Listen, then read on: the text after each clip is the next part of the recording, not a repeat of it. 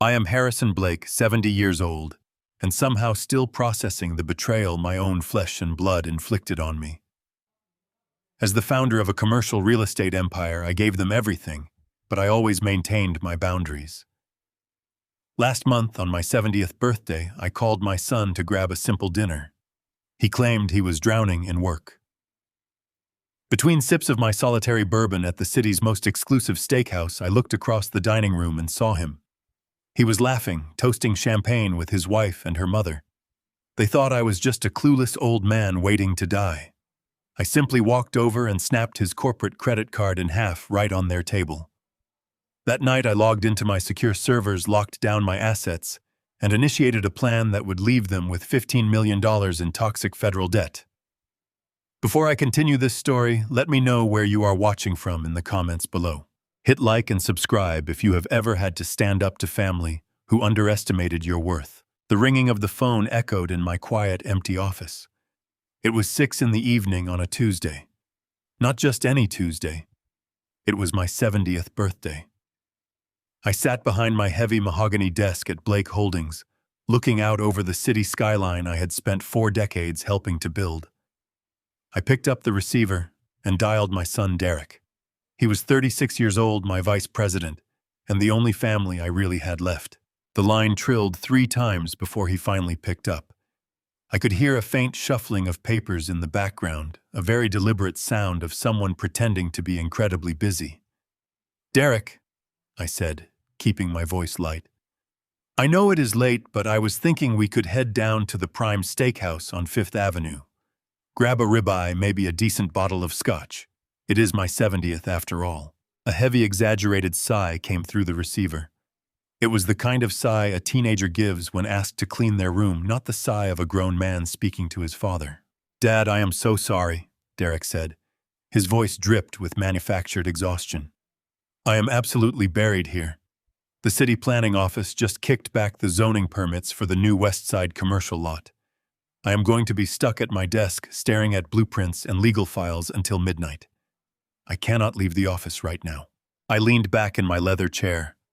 I felt a hollow ache in my chest, a quiet disappointment that only a parent can truly understand. But I also felt a surge of misguided pride. I had built this real estate empire from absolute scratch. In the 1980s, I slept in the cab of my rusted pickup truck for 3 years, eating cold canned beans, pouring concrete by day, and studying local property laws by night with a flashlight. I built Blake Holdings so my son would never have to know what hunger felt like. If he was working late to protect our legacy, I could not fault him for it. "I understand, son," I replied smoothly, swallowing my disappointment. "The business comes first. We have to keep those permits moving. Do not burn yourself out. We will celebrate next week." "Thanks, Dad. You are the best. I will make it up to you, I promise. Happy birthday." The line went dead. I sat in the silence of my office for a long time. 70 years old. It is a strange milestone. You expect to be surrounded by noise, by family, by a testament to the life you have lived. Instead, I had the hum of the air conditioning and the distant sirens of the city below. I decided I was not going to eat a frozen dinner on my 70th birthday. I put on my overcoat, took the private elevator down to the parking garage, and got into my car. As I drove through the bustling downtown streets, I thought about Derek's childhood. I remembered missing his Little League baseball games because I was negotiating bank loans to keep our company afloat. I remembered the guilt that ate at me every time I had to travel for business. I overcompensated, I knew that now. I gave him the brand new cars, the debt-free college education, the immediate executive title at my firm. I wanted to be the generous father, the man who provided a seamless, frictionless life. I thought I was protecting him. Instead, I had insulated him from the real world. I had denied him the struggle that builds character. And the result was a 36-year-old man who could effortlessly lie to his father on his birthday. The valet took my keys with a respectful nod when I arrived at the steakhouse. It was a place where everybody knew my name, a place where I had closed million-dollar deals over dry, aged steaks. I walked through the heavy glass doors into the warm, dimly lit restaurant. The smell of roasted garlic, seared meat, and expensive red wine filled the air. Soft jazz played over the speakers, blending perfectly with the low murmur of wealthy patrons enjoying their evening. The maitre d' approached me immediately, a warm professional smile on his face. "Mr. Blake, a very happy birthday to you, sir. Will you be joining the rest of your party?" I frowned, stopping in my tracks. "My party?" "Yes, sir," he said, gesturing toward the back of the dining room. "Your son arrived about 30 minutes ago with his guests. We put them at the center VIP booth just as he requested." A cold chill washed over my entire body. It was not the chill of the evening air. It was the sudden sharp drop in temperature that happens when your reality fractures. I did not ask the maitre d' to lead the way. I simply nodded and walked slowly through the dining room. Every step felt heavier than the last. I navigated around waiters carrying silver trays and tables filled with laughing couples.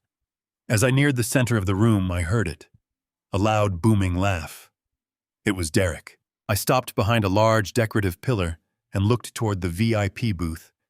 My son was not buried under zoning permits. He was not staring at blueprints. He was sitting in a plush leather booth, wearing a perfectly tailored suit, looking more relaxed than I had seen him in months. Sitting right beside him was his wife, Monica. She was leaning against his shoulder, holding a crystal flute of vintage champagne. And sitting across from them, demanding the attention of the entire table, was Patricia, Monica's mother. Patricia was a woman who always wore too much perfume and acted like old money, despite never having worked a day in her life. They were feasting. 3 massive seafood towers sat in the center of the table, piled high with fresh oysters, lobster tails, and king crab. 2 open bottles of champagne chilled in silver buckets beside them. I watched Patricia meticulously pick a lobster claw clean. I had never liked Patricia. From the moment Derek married Monica, Patricia had treated my wealth as her own personal lottery winning. She constantly made passive-aggressive comments about how tight I was with my assets, hinting that a good father would buy his son a bigger mansion or fund his mother-in-law's European vacations. I always ignored her, choosing family peace over petty squabbles. But seeing her here laughing with a mouthful of food made my blood boil. Monica, too, revealed a side of herself I had never seen. In my presence, she played the demure, respectful daughter-in-law. Now leaning against Derek, her eyes were sharp, calculating, and entirely dismissive. I stood in the shadows, completely paralyzed by the sheer audacity of the lie. My son had looked at his phone, seen it was his father calling on his 70th birthday, and chose to lie through his teeth so he could drink champagne with his mother-in-law. "Oh, Derek, you are too good to us," I heard Patricia say loudly, her voice cutting through the jazz music. "This place is magnificent, and on a Tuesday, no less. Only the best for my girls," Derek replied smoothly, raising his glass to clink against theirs. "We deserve a break. The office has been exhausting." Monica giggled, sipping her drink. "Are you sure your dad is not going to notice you slipped away? You know how obsessive he gets about his precious schedules." I held my breath, waiting for my son to defend me, waiting for him to show a shred of respect for the man who paid for the suit on his back and the roof over his head. Derek just scoffed, rolling his eyes. "Please, my dad is a clueless old man. He is so focused on his golf swing and his retirement plans that he has no idea what happens outside his own office anymore." He swallowed the excuse about the zoning permits without a second thought. He is completely out of the loop. The 3 of them burst into laughter. It was a cruel, mocking sound that hit me harder than a physical blow. I did not feel sadness in that moment. The hollow ache in my chest vanished, replaced instantly by a burning, razor-sharp clarity. I had spent 40 years dealing with corporate sharks, backstabbers, and hostile takeovers. I knew what a predator looked like. But I never expected to find 3 of them sitting at a dinner table feeding off my money and laughing at my expense. I did not turn around. I did not go home to cry. I stepped out from behind the pillar and began walking directly toward their table.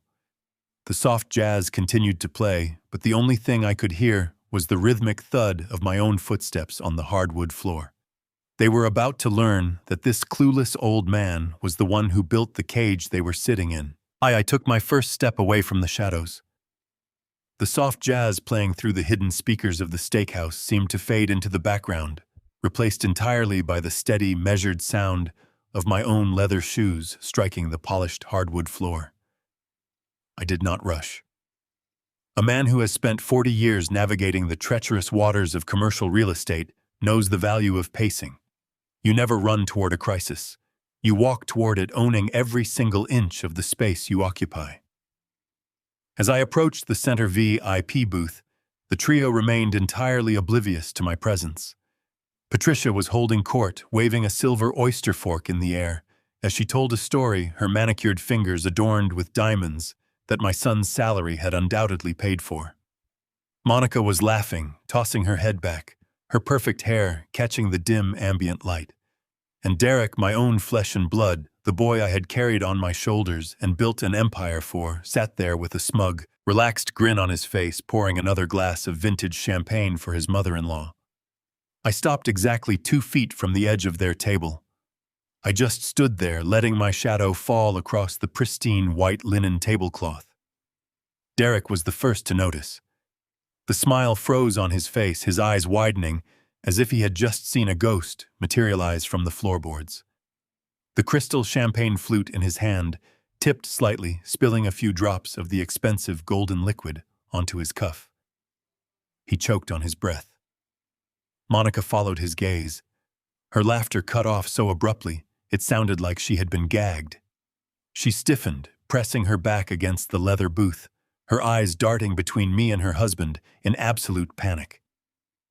Patricia was the last to realize the party was over. She lowered her oyster fork, her mouth still half open, the arrogant glint in her eyes instantly replaced by a wide-eyed stare. For 10 agonizing seconds, nobody spoke. The surrounding tables continued their lively conversations, completely unaware of the silent storm that had just descended upon this booth.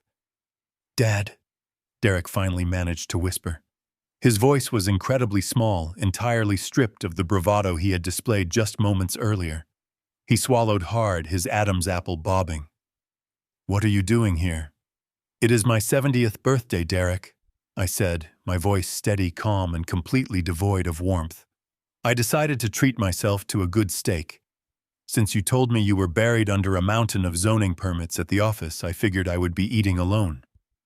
Imagine my surprise to find my hard-working vice president right here in the middle of the dining room. The lie tumbled out of his mouth before he could even think to stop it. It was the desperate, frantic lie of a cornered man. "Dad, wait, it is not what it looks like. We are entertaining a client. Patricia has a friend who is a major architectural consultant. She is just helping me pitch some preliminary design ideas for the new West Side commercial lot. I was going to present the entire portfolio to you tomorrow morning. I swear, we are working." I looked at the table. There were no blueprints. There were no legal pads. There were no architectural sketches.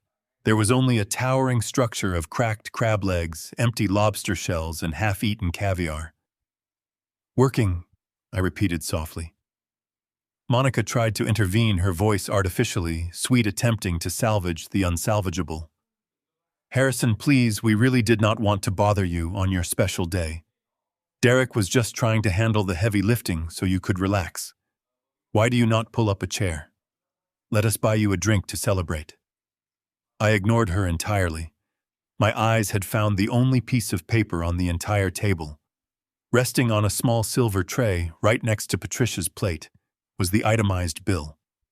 Even from 2 feet away, the bold numbers at the bottom of the receipt were impossible to miss. $3,500. And sitting squarely on top of that receipt, catching the dim light of the chandelier, was a heavy matte black metal card, the Blake Holdings corporate credit card. My chest tightened, but not from sadness. It was a visceral, deeply rooted anger that pulled me backward through time. I stared at that black metal card, and suddenly I was not in a luxury steakhouse anymore. I was 32 years old again. It was a freezing November night in 1984. I was sleeping in the cab of a beaten-up Ford pickup truck parked on a muddy construction site because I could not afford to pay rent and meet payroll for my 3 laborers. I remembered waking up shivering, my hands cracked and bleeding from mixing concrete in the biting cold. I remembered washing my face in the icy water of a gas station sink before walking into bank after bank, begging loan officers to take a chance on my first commercial project. I remembered missing meals, missing sleep, missing the simple comforts of life, pouring every ounce of my sweat, blood, and soul into building the foundation of a company that would bear my name. I endured a decade of grueling, back-breaking poverty so that the name Blake Holdings would mean something, so that it would command respect, so that my family would never have to shiver in the dark. And now my son was using the fruit of my lifelong agony to buy $3,000 seafood towers for a woman who despised me while laughing about how clueless and old I was. I reached out slowly. Neither Derek nor Monica dared to move a muscle. Patricia sat perfectly still, her breath hitched in her throat. I picked up the heavy black corporate credit card from the silver tray. The cold metal felt weighty in my palm. I looked Derek directly in the eyes. I did not blink. I did not raise my voice. I did not need to. The quiet authority of a man who knows exactly what he has built is far more terrifying than any shouting match. "Dad," Derek pleaded, his voice trembling slightly. "Please, let us go outside and talk about this. People are starting to stare." He was right. The unnatural tension at our table had begun to attract the attentions of the surrounding patrons. Conversations nearby had hushed, and curious eyes were drifting our way. "You should have been reviewing zoning permits, son," I said softly, gripping the edges of the metal card with both hands.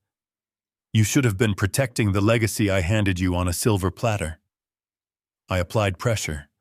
The heavy titanium card resisted for a fraction of a second before it gave way.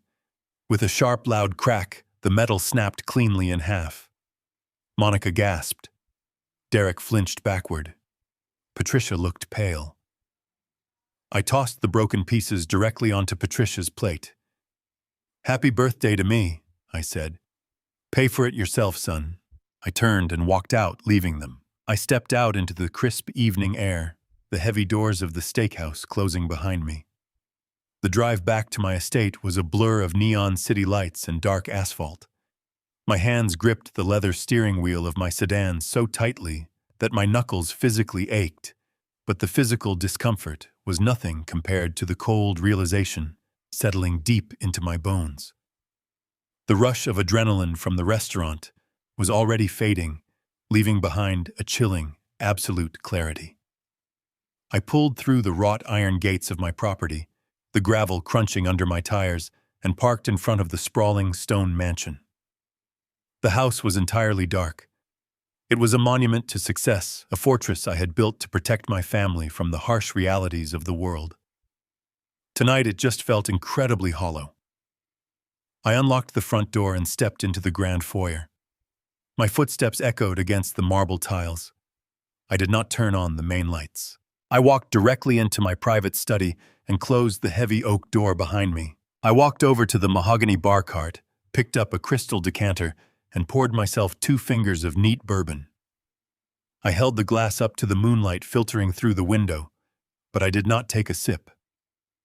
My mind was racing, analyzing every micro-expression I had just witnessed at that dinner table. Derek had not just lied to me. He had lied with the practiced, seamless ease of a man who had done it 100 times before. The shock of snapping that corporate credit card was wearing off, and the analytical side of my brain, the side that had ruthlessly evaluated commercial real estate acquisitions for 4 decades, completely took over. I sat down in my wingback chair and set the bourbon on the desk. This was not about a missed birthday. It was not even about the $3,500 spent on fresh oysters and vintage champagne. Those were just symptoms. The real disease was the staggering entitlement I had seen in their eyes. Patricia had been gorging herself on my dime, completely unfazed, treating my son like her own personal bank account. And Monica had mocked me. She had giggled while Derek called me a clueless old man who was too obsessed with golf to notice what was happening in his own company. That was the specific piece of the puzzle that made my stomach twist into a hard, unforgiving knot. Derek believed I was entirely blind. He genuinely believed that because I had stepped back to let him handle the daily operations of Blake Holdings, I had lost my edge. If he felt comfortable enough to casually swipe a high-limit corporate card for a lavish family dinner, knowing the accounting department processed those receipts every single Friday, it meant he was no longer afraid of oversight. It meant he had circumvented the oversight entirely. A man does not start by stealing thousands of dollars in front of an audience. He starts small. He tests the fences. Only when he is certain the security alarms are disconnected does he grow bold enough to throw a feast in the middle of the city. I looked around my study at the framed blueprints of my first commercial high-rise, at the worn yellow hard hat I kept on a shelf as a reminder of exactly where I came from. I had spent 40 years ensuring that no external force could ever steal a single brick from my empire. Now the thief had the keys to the front door. I did not sleep a single minute that night. I sat in the dark, watching the shadows stretch and shift across the Persian rug as the early morning hours ticked by. I traced the lineage of my son's recent behavior. The sudden, unannounced meetings with contractors I had never vetted.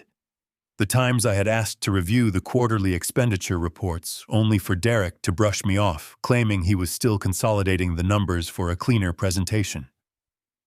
I had blindly given him the benefit of the doubt.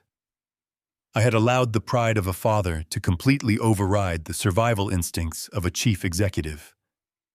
I had trained him to manage vast properties, negotiate complex leases, and oversee massive construction budgets.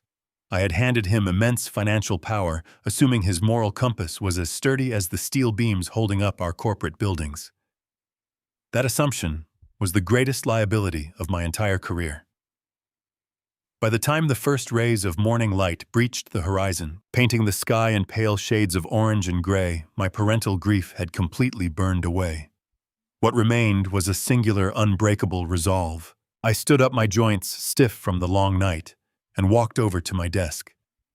I picked up my phone and checked the time. It was exactly 6 in the morning. Too early for most of the corporate world, but not for the man I desperately needed to call.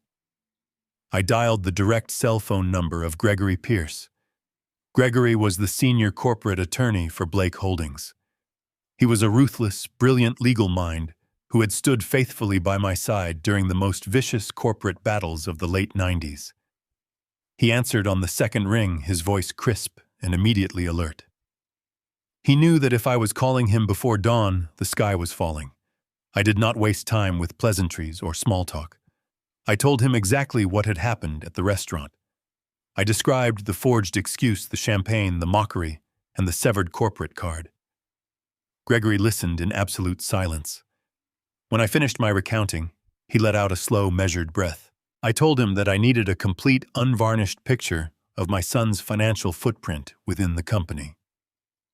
I instructed Gregory to bypass the internal accounting department entirely. I wanted a forensic shadow audit conducted on every single transaction Derek had authorized over the last 24 months. I wanted every corporate credit card statement, every vendor invoice he had signed, and every expense report he had submitted, pulled and scrutinized by an external team. Gregory warned me that this kind of internal investigation could trigger alarms if Derek had accomplices in the finance department. I told him to lock down the server access under the guise of a routine security upgrade. Derek was not to know a single thing until I had every piece of paper in my hands. Gregory agreed, his tone turning deadly serious. He promised to have a preliminary report on my desk by noon. I hung up the phone and looked out the glass window.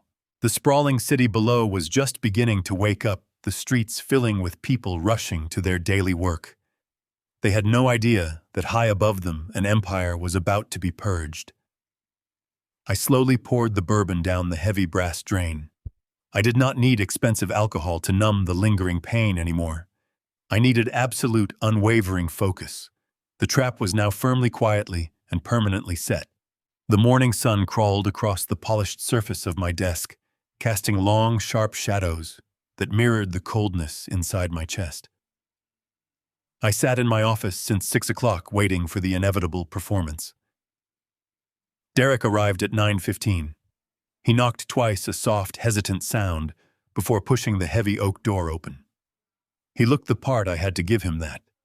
He was wearing the same suit from the night before, slightly rumpled now, with the collar unbuttoned and his tie loosened. His eyes were carefully hooded, carrying the manufactured weight of a man who had supposedly spent the entire night battling local zoning boards. He walked in carrying 2 cups of black coffee and placed one in front of me. He sighed, rubbing the bridge of his nose, the perfect picture of an exhausted son trying to do his best. "Morning, Dad," he said, his voice thick with an incredibly convincing fatigue. "I brought you your favorite roast from that little place down the block. I know I am the last person you probably want to see right now." I looked at the coffee. It was a nice touch. It was the exact kind of prop a guilty conscience uses to buy forgiveness. "Good morning, Derek," I replied, keeping my tone perfectly neutral. "I assume the permits took longer than expected." He dropped into one of the leather guest chairs across from my desk, letting out a long, heavy breath. "Dad, I need to apologize to you. I did not spend the night fighting the city planning office. I lied to you, and I am so deeply sorry." I leaned back in my chair, folding my hands together over my lap. "Go on." "It was Monica," he said, shaking his head with a look of pure, fabricated despair. "You know how she gets when Patricia comes into town. Her mother is relentless. She demanded we take her out to a nice dinner, and she completely hijacked the evening. I told them it was your 70th birthday. I told them I needed to be with you, but Patricia threw an absolute fit. Monica threatened to take the kids and go stay at a hotel if I did not keep the peace. I was backed into a corner, Dad. I panicked. I knew if I told you the truth, it would just hurt your feelings on your special day. I did not want you to feel second best to my in-laws, so I made up the story about the permits. It was a cowardly thing to do, and I hate myself for it. It was a masterful performance. If I had not stood in the shadows of that steakhouse, if I had not heard him explicitly call me a clueless old man who was completely out of the loop, I would have believed every single word.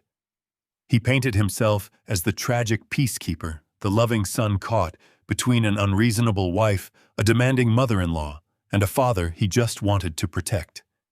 He placed the blame entirely on the women in his life, framing his deception as an act of twisted paternal loyalty.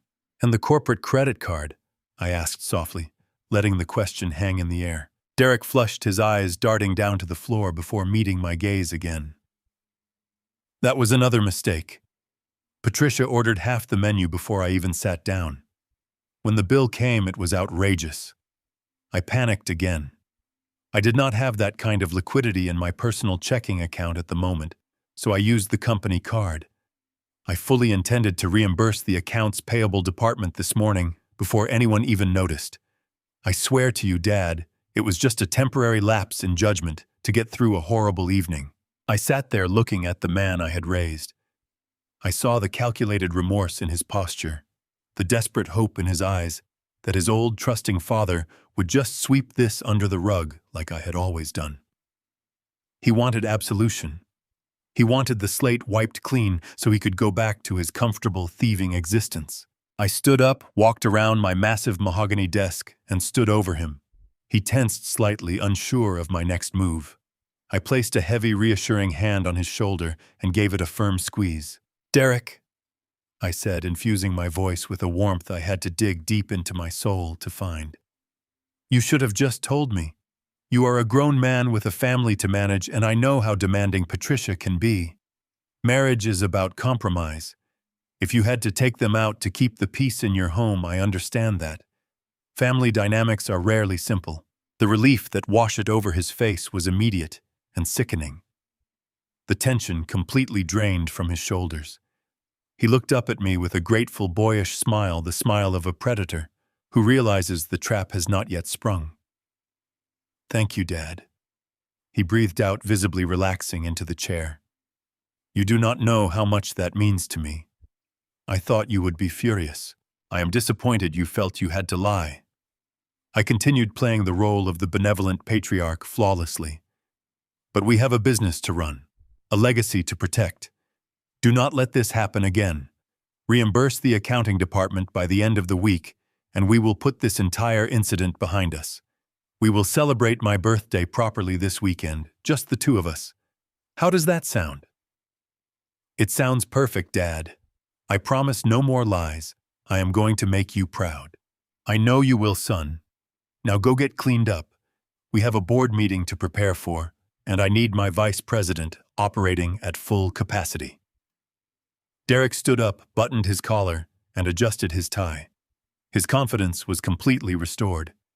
He walked out of my office with a renewed spring in his step, secure in the delusion that he had successfully manipulated the clueless old man once again. I watched the heavy oak door click shut behind him. My smile vanished instantly.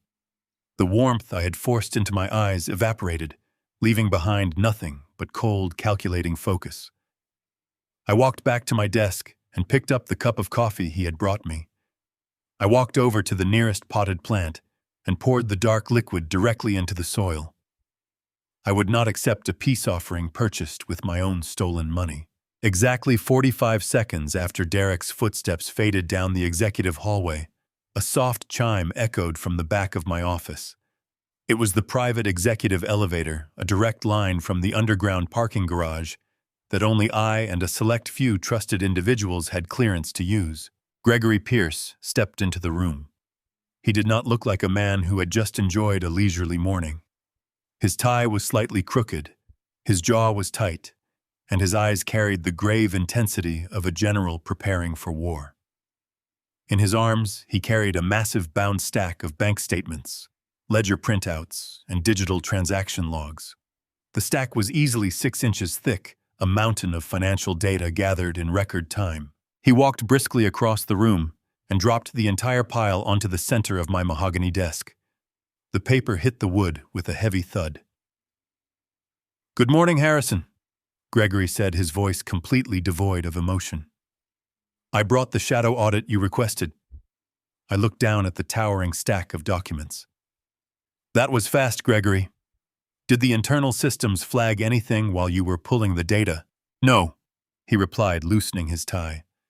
"I used the backdoor protocols we established last year.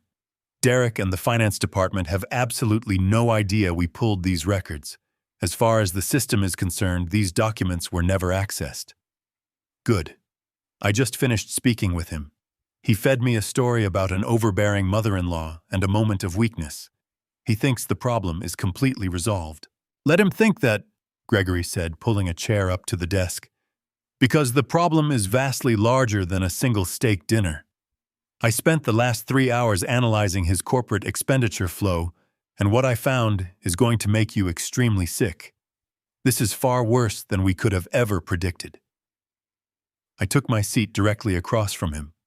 I placed my 2 hands flat on the desk, bracing myself for the harsh reality. "Tell me exactly what my son has been doing behind my back." Gregory opened the thickest folder. He did not look at me with pity. He looked at me with the cold, clinical precision of a surgeon about to make an incision. He slid a stapled document across the polished mahogany. It was a summary spreadsheet highlighting Derek's personal authorizations over the past 12 months. I stared at the numbers. The $3,500 dinner bill from the steakhouse, the catalyst that had ignited this entire investigation, was listed at the very bottom. Next to the other line items, that extravagant meal looked like pocket change. It was a rounding error in a sea of massive withdrawals.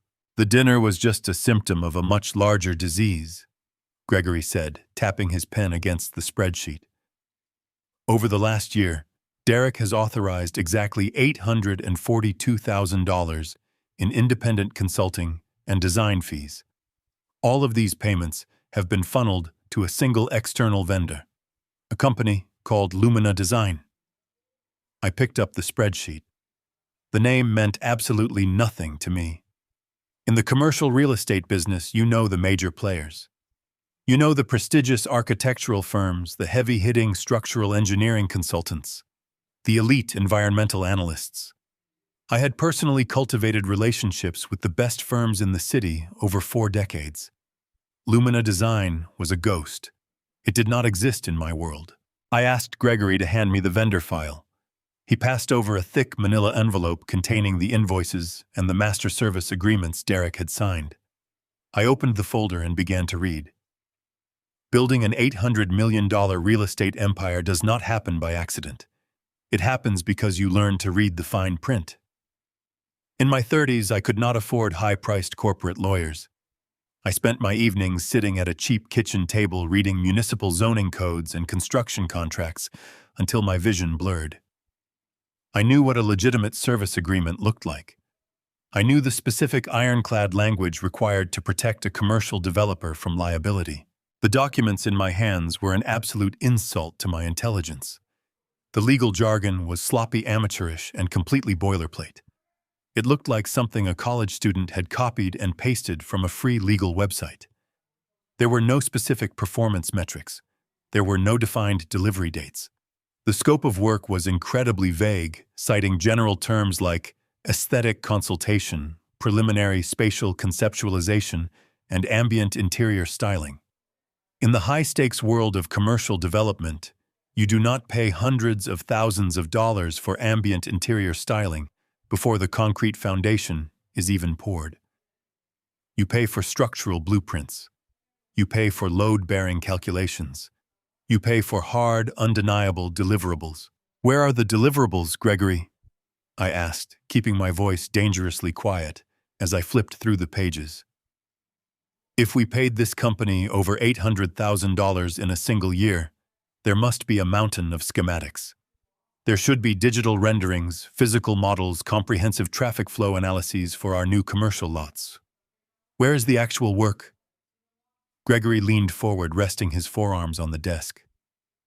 That is the most disturbing part, Harrison. There is no work.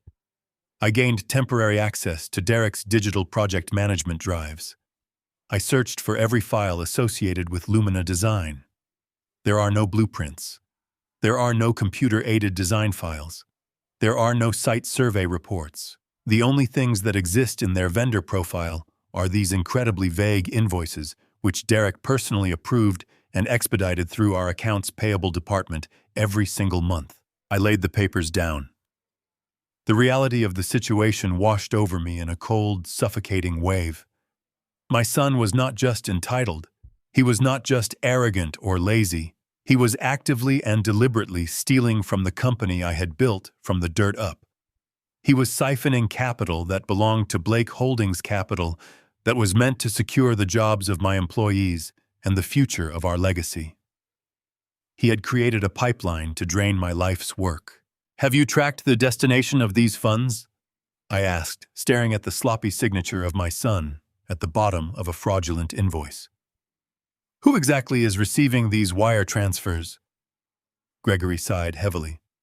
I am still tracing the ultimate destination of the capital, but I can tell you right now that Lumina Design is a classic shell company. It was incorporated in Delaware 14 months ago. There is no physical office address, only a registered agent and a post office box. There is no website. There are no other listed clients. The company was created for the sole exclusive purpose of billing Blake Holdings. I closed my eyes for a moment, letting the silence of the office settle around us. The betrayal was so profound, it felt almost surreal. I thought back to the conversation I had just had with Derek. The feigned exhaustion, the calculated apologies, the promise to make me proud. He had looked me in the eye and promised to be a better son, all while knowing he had bled my company for nearly $1 million. He thought he was untouchable. He believed his position as my sole heir granted him absolute immunity from the rules that governed the rest of the world. I opened my eyes and looked at Gregory. He thought I would never check. He assumed that because I handed him the title of vice president and stepped back from the daily operational grind, the vault was left completely unguarded. Gregory nodded. He relied on your trust, Harrison. It is the most common vulnerability in family-owned enterprises. The perpetrator banks on the fact that a parent will always give their child the benefit of the doubt. They weaponize your love to blind you to the numbers. He underestimated me, I stated firmly. He forgot how this company was built. I did not survive the recession of 1988 by being blind to the numbers. I did not crush the hostile takeover attempt in 2004 by ignoring the details. Every single dollar that moves through Blake Holdings is a dollar I bled for. And no one, not even my own flesh and blood, is going to treat my life's work like a personal slush fund. I picked up the stack of invoices and tapped them against the mahogany desk, aligning the edges perfectly. The anger inside me was no longer a hot, chaotic flame. It had condensed into something freezing and sharp. It was the precise surgical focus of a man preparing to amputate a diseased limb to save the rest of the body. I want to know exactly who owns Lumina Design, Gregory, I said, my voice resonating with absolute authority. I do not care how many corporate veils they have hidden behind. I want their full legal names. I want to know exactly who is actively profiting from this entire deception today. Give me those names, and then we will begin dismantling his life, piece by piece, until there is absolutely nothing left for him to steal from me. Gregory did not hesitate. He reached into his heavy leather briefcase and withdrew a thin manila folder. He slid it across the mahogany desk. The paper was cool, contrasting sharply with the burning heat in my chest. I opened it and stared at a corporate registration document from Delaware. The name at the top, listed as the primary shareholder, was Arthur Pendleton. I looked up at Gregory in absolute confusion. The name meant nothing to me. I knew every major player in the commercial real estate sector, and Arthur Pendleton was not one of them. Gregory anticipated my question. He leaned forward, both of his hands clasped on the desk. He explained that Arthur Pendleton was not an architect, an interior designer, or an environmental consultant. He was a retired car salesman living in a modest condominium in Wilmington. More importantly, Gregory added, his voice dropping to a grim register, Arthur Pendleton was Patricia's first cousin. The revelation hung in the air. The puzzle pieces violently slammed together. My son was not just paying a fraudulent vendor. He was deliberately funneling hundreds of thousands of dollars of my capital directly into his mother-in-law's family. Gregory pulled out another sheet of paper detailing the flow of the stolen funds. The money did not stay in Delaware. As soon as Blake Holdings paid Lumina Design for their fictitious interior styling, the funds were immediately wired into an offshore trust account. From that trust, the money was utilized to finance a lavish lifestyle. Gregory read off the expenditures, his tone clinical and detached. There were charges for chartered private jets to the Amalfi Coast. There were invoices for custom diamond jewelry, sports cars, and exorbitant monthly spa memberships. Derek was not just a negligent vice president making administrative errors. He was a systematic thief. He was bleeding the legacy I built to finance the frivolous existence of his wife and her mother. I sat back in my chair, staring blindly at the registration document. For a fleeting moment, a profound sense of paternal grief washed over me. I thought of Derek as a little boy running across the front lawn with a baseball glove, eager to make me proud. I wondered where that boy had gone and how he had mutated into the greedy, entitled man sitting down the hall. But the grief was a momentary weakness. It was quickly consumed by an overwhelming wave of absolute, uncompromising fury. I had not spent 40 years fighting off hostile takeovers, navigating market crashes, and crushing aggressive competitors, just to let my own flesh and blood dismantle my empire from the inside. If Derek wanted to play the role of a corporate predator, I would treat him like one. I picked up the brass telephone sitting on the corner of my mahogany desk. My hand was completely steady. There was no tremor of hesitation. I looked at Gregory, my jaw set in stone. I told him that we were ending this immediately. I instructed him to dial his contacts at the Federal Bureau of Investigation. I wanted agents walking through the front doors of Blake Holdings within the hour. I wanted Derek handcuffed in the middle of the executive floor, paraded past his colleagues, and thrown into the back of a federal cruiser. I wanted his assets frozen, his bank accounts seized, and a full criminal indictment drafted by the end of the day. He had committed wire fraud, corporate embezzlement, and conspiracy. He was going to face the maximum penalty the law would allow. I would not protect him. I would let the justice system crush him entirely. Before my fingers could even punch in the first digit on the keypad, Gregory reached across the desk and firmly placed his hand over the receiver. I looked up at him, my eyes narrowing with intense defensive anger. I demanded to know what he was doing. I told him to let go of the phone. But Gregory did not move. His expression remained incredibly stoic, carrying a heavy, dark weight that I had never seen before in all our years of working together. He gently pressed the receiver back down onto the base, severing the dial tone. He told me to wait. He told me that calling the federal authorities right now for simple corporate embezzlement would be a massive mistake. I stared at him incredulous. I asked him how reporting such a massive theft could possibly be a mistake. Gregory reached back into his leather briefcase. He did not pull out another stack of bank statements or vendor invoices. Instead, he pulled out a single manila envelope sealed with a very thick piece of red tape. He set it down gently in front of me, almost as if he were handling a live explosive. He explained that his cybersecurity team had dug deeper into Derek's private encrypted server late last night. They had bypassed a highly sophisticated firewall looking for more shell companies, but they had found something else entirely. Something that had absolutely nothing to do with real estate architecture or interior design. My heart began to pound, a steady, ominous rhythm against my ribs. I picked up the envelope, broke the red seal, and pulled out a solitary encrypted digital document printed on thick corporate letterhead. Gregory watched me closely, his voice dropping to a quiet, harsh whisper.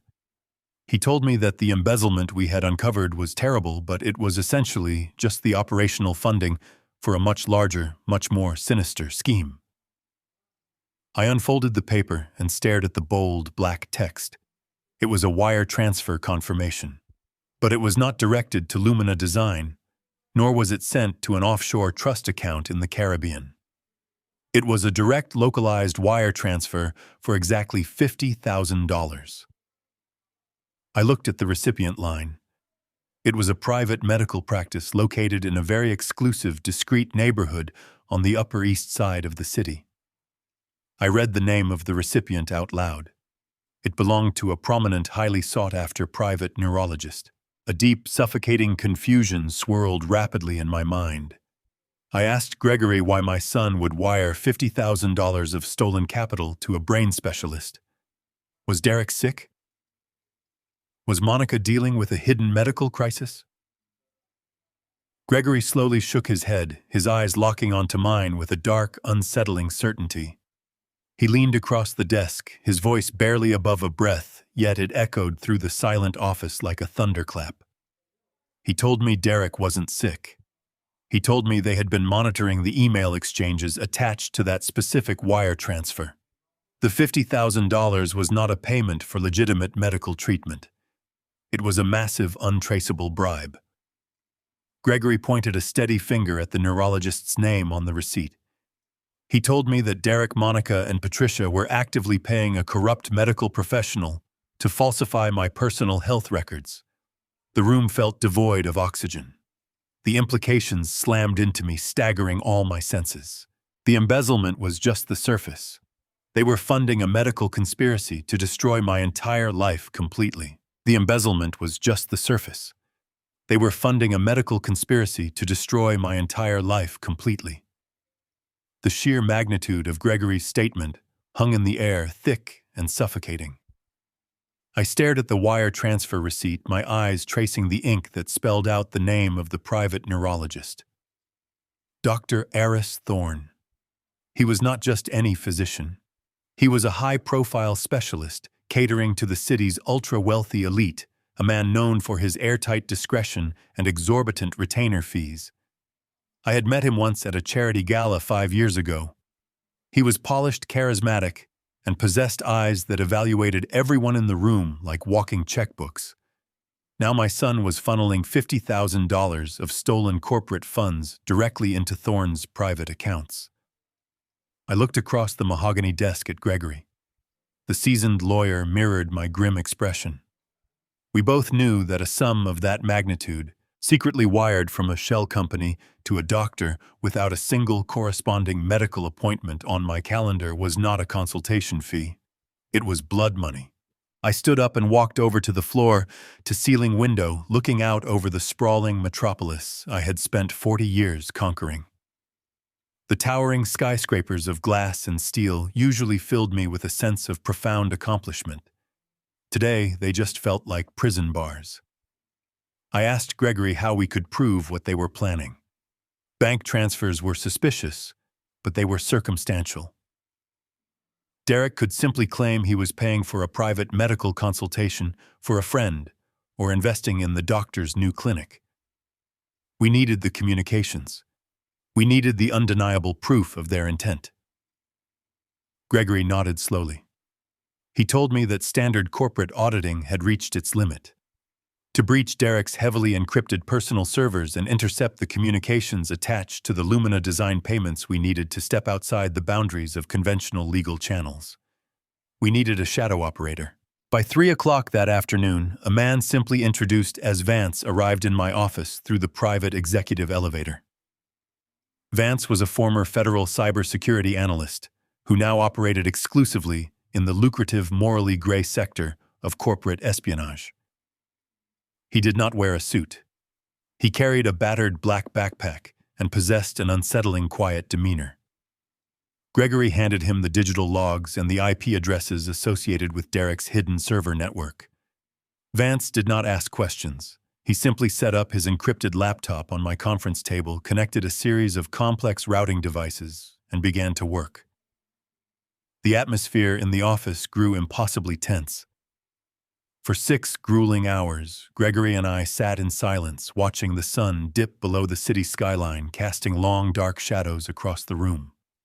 The only sound was the frantic, rhythmic tapping of Vance's fingers against his keyboard. I poured a glass of water, my mind racing through 1,000 agonizing scenarios. I thought about Monica playing the sweet, devoted daughter-in-law at every holiday dinner, smiling warmly, while secretly plotting my demise. I thought about Patricia lounging in the VIP booth of the steakhouse, sipping expensive champagne purchased with the very money she was using to destroy me. And I thought about Derek, my son. The boy I had taught to ride a bicycle. The boy I had proudly watched walk across the stage to receive his college diploma. How had his soul become so utterly corrupted? Had my wealth poisoned him? Or had Patricia and Monica simply watered a seed of greed that was already present in his heart? At exactly 9:15 that evening, the rapid typing stopped. Vance leaned back in his chair and rubbed his tired eyes. He looked at Gregory, then turned his gaze to me. He announced that he had successfully bypassed the secondary firewalls and breached the encrypted email vault Derek used to communicate with Patricia and Dr. Thorne. He had extracted a localized cache of 53 emails and 4 attached PDF documents. Vance mirrored the screen of his laptop to the large presentation monitor on my office wall. The digital evidence illuminated the darkened room with a harsh, glaring white light. Gregory and I stepped closer to the screen, our eyes scanning the chronological list of messages.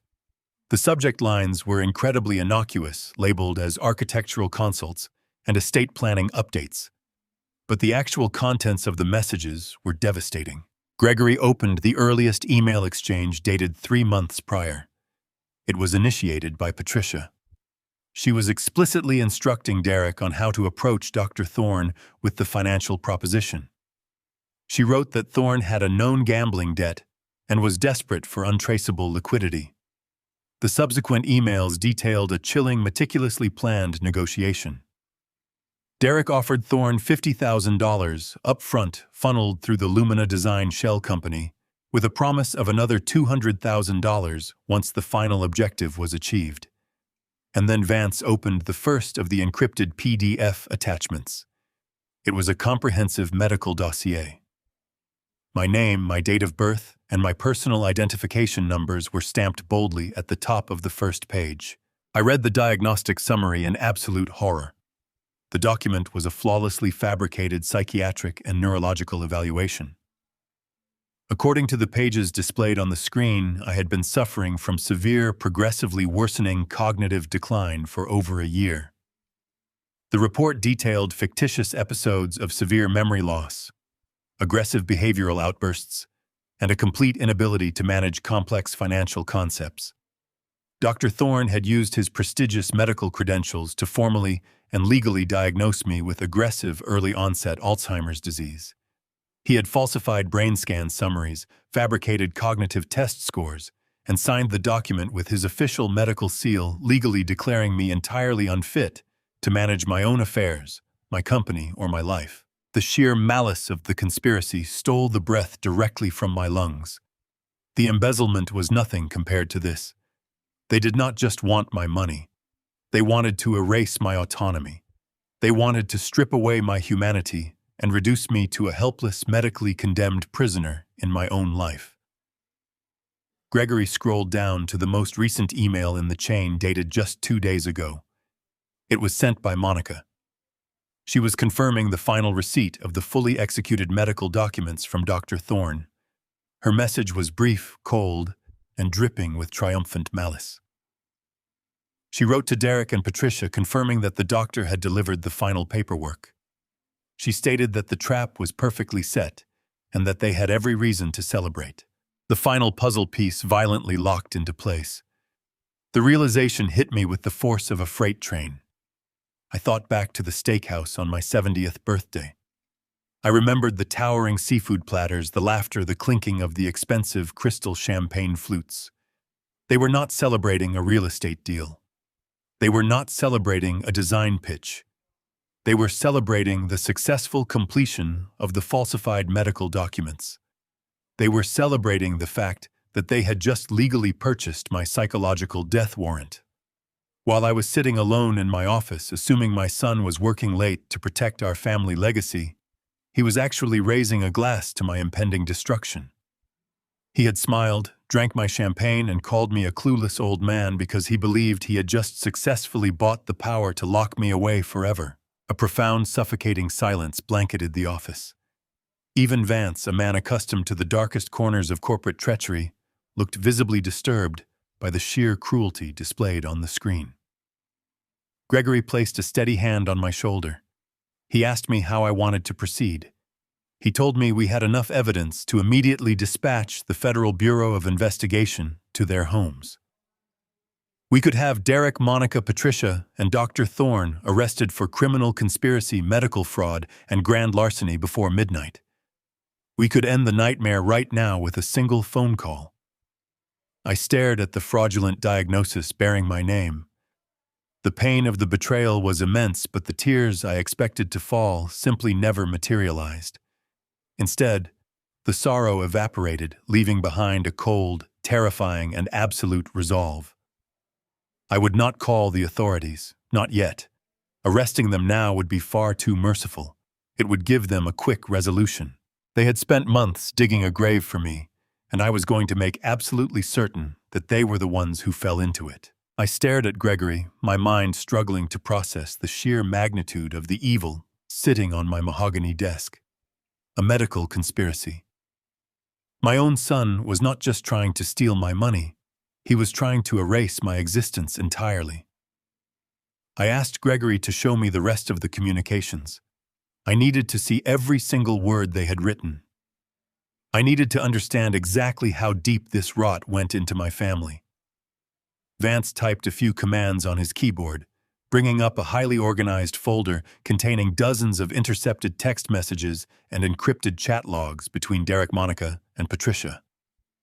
The messages were displayed chronologically on the large presentation monitor, painting a chilling step-by-step portrait of my own planned demise.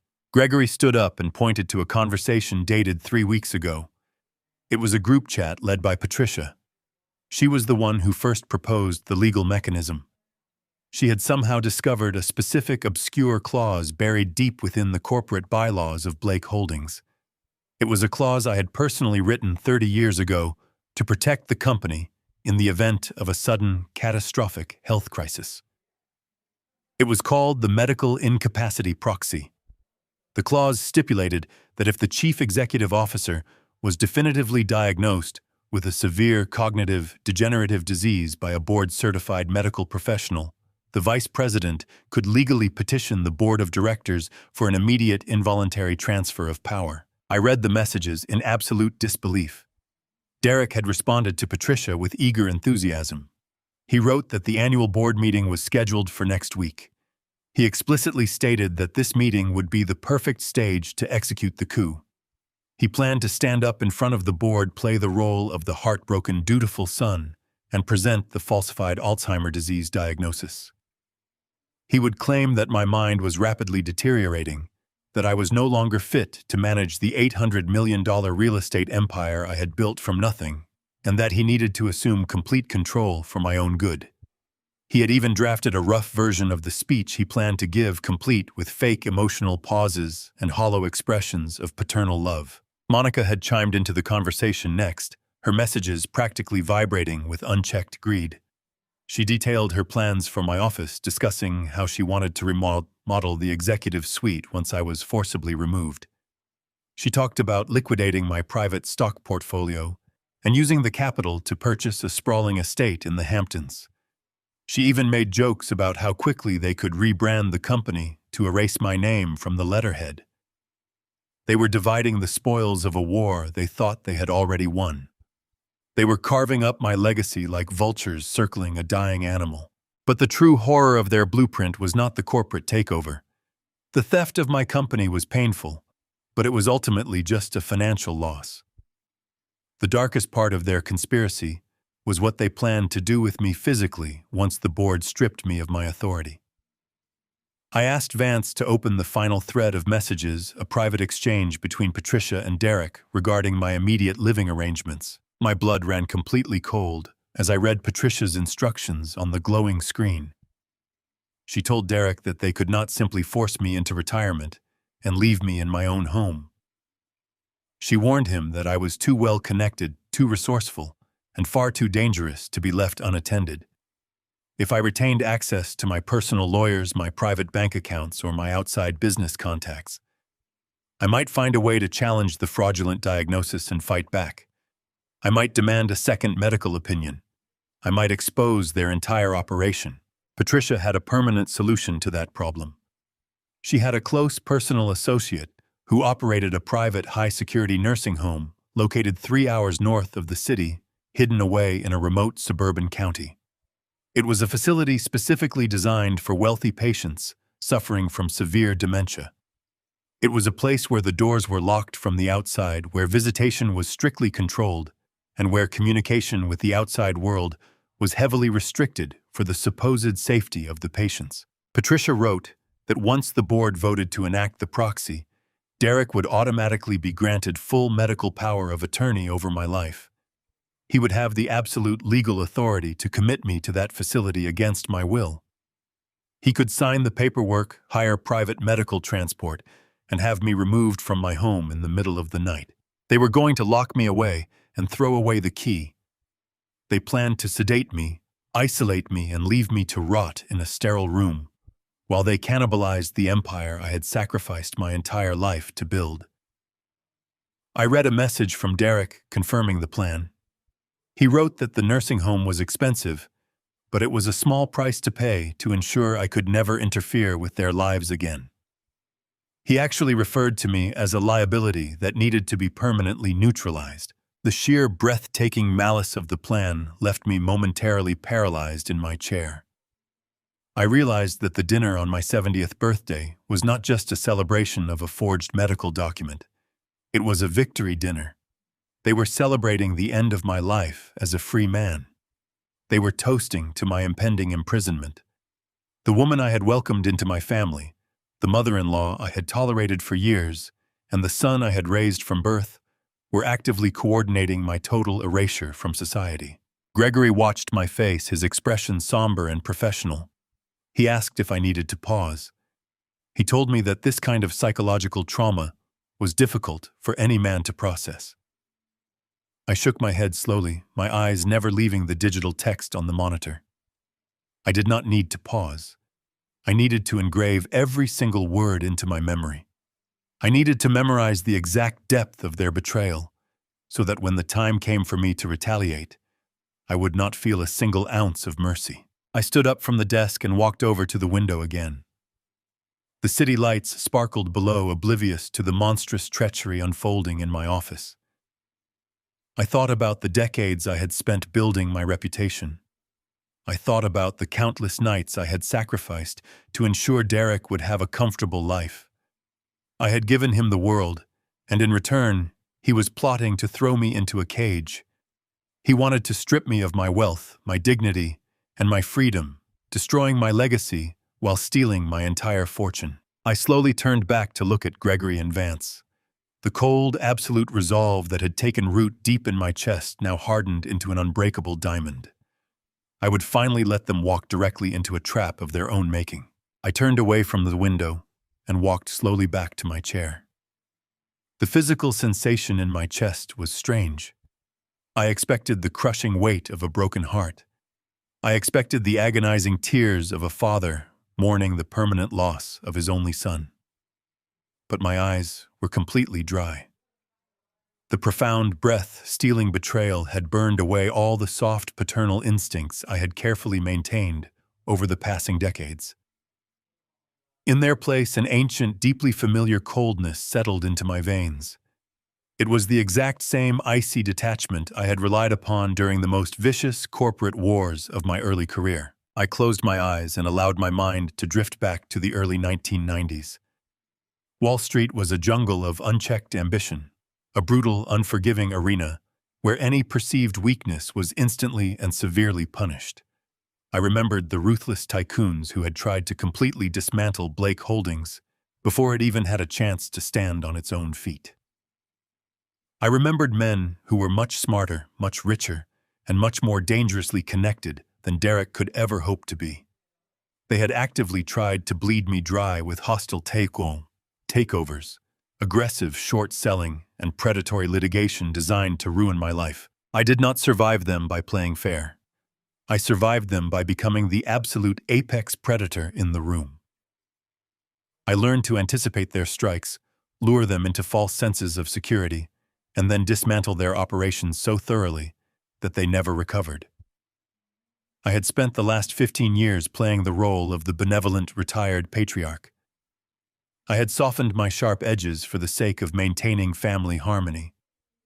Derek had grown up under the protective shade of the massive tree I had planted, completely ignorant of the sheer violence it took to properly defend the soil.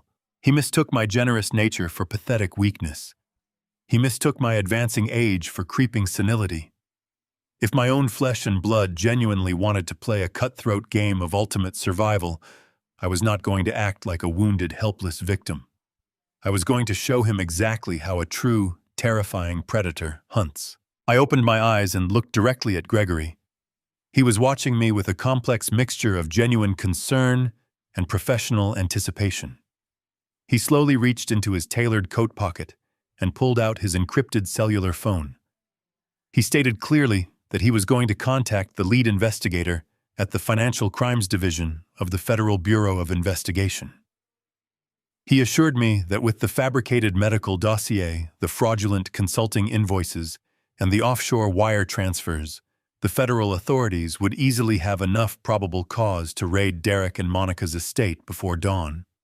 He promised me that they would be sitting in federal custody by breakfast. I reached across the wide expanse of the polished mahogany desk and placed my hand firmly over his.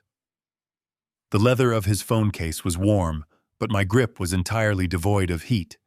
I told him to put the phone away immediately. Gregory frowned, his brow furrowing in deep, visible confusion. He reminded me that Derek and Patricia were actively planning to orchestrate a hostile takeover in less than 7 days. He argued passionately that we had a very narrow window to preempt their malicious strike and legally secure my personal autonomy. He insisted that we needed to strike immediately to properly protect the $800 million empire I had built. I removed my hand and leaned back in my chair, folding my fingers together. I explained my reasoning with slow, deliberate, and icy precision. I told Gregory that if we handed this undeniable evidence over to the federal authorities, right now Derek would undoubtedly hire the most expensive defense attorneys in the country using my stolen money. He would drag the complicated legal proceedings out for years. At worst, he would be convicted of white-collar fraud and corporate embezzlement. He might serve 3 or 4 easy years in a minimum security federal facility playing tennis and reading books. Monica would simply file for divorce, secure a massive settlement from his remaining hidden assets, and effortlessly move on to her next wealthy victim. Patricia would distance herself entirely loudly, claiming she was a helpless victim of her son-in-law's terrible manipulation. They would ultimately survive the scandal.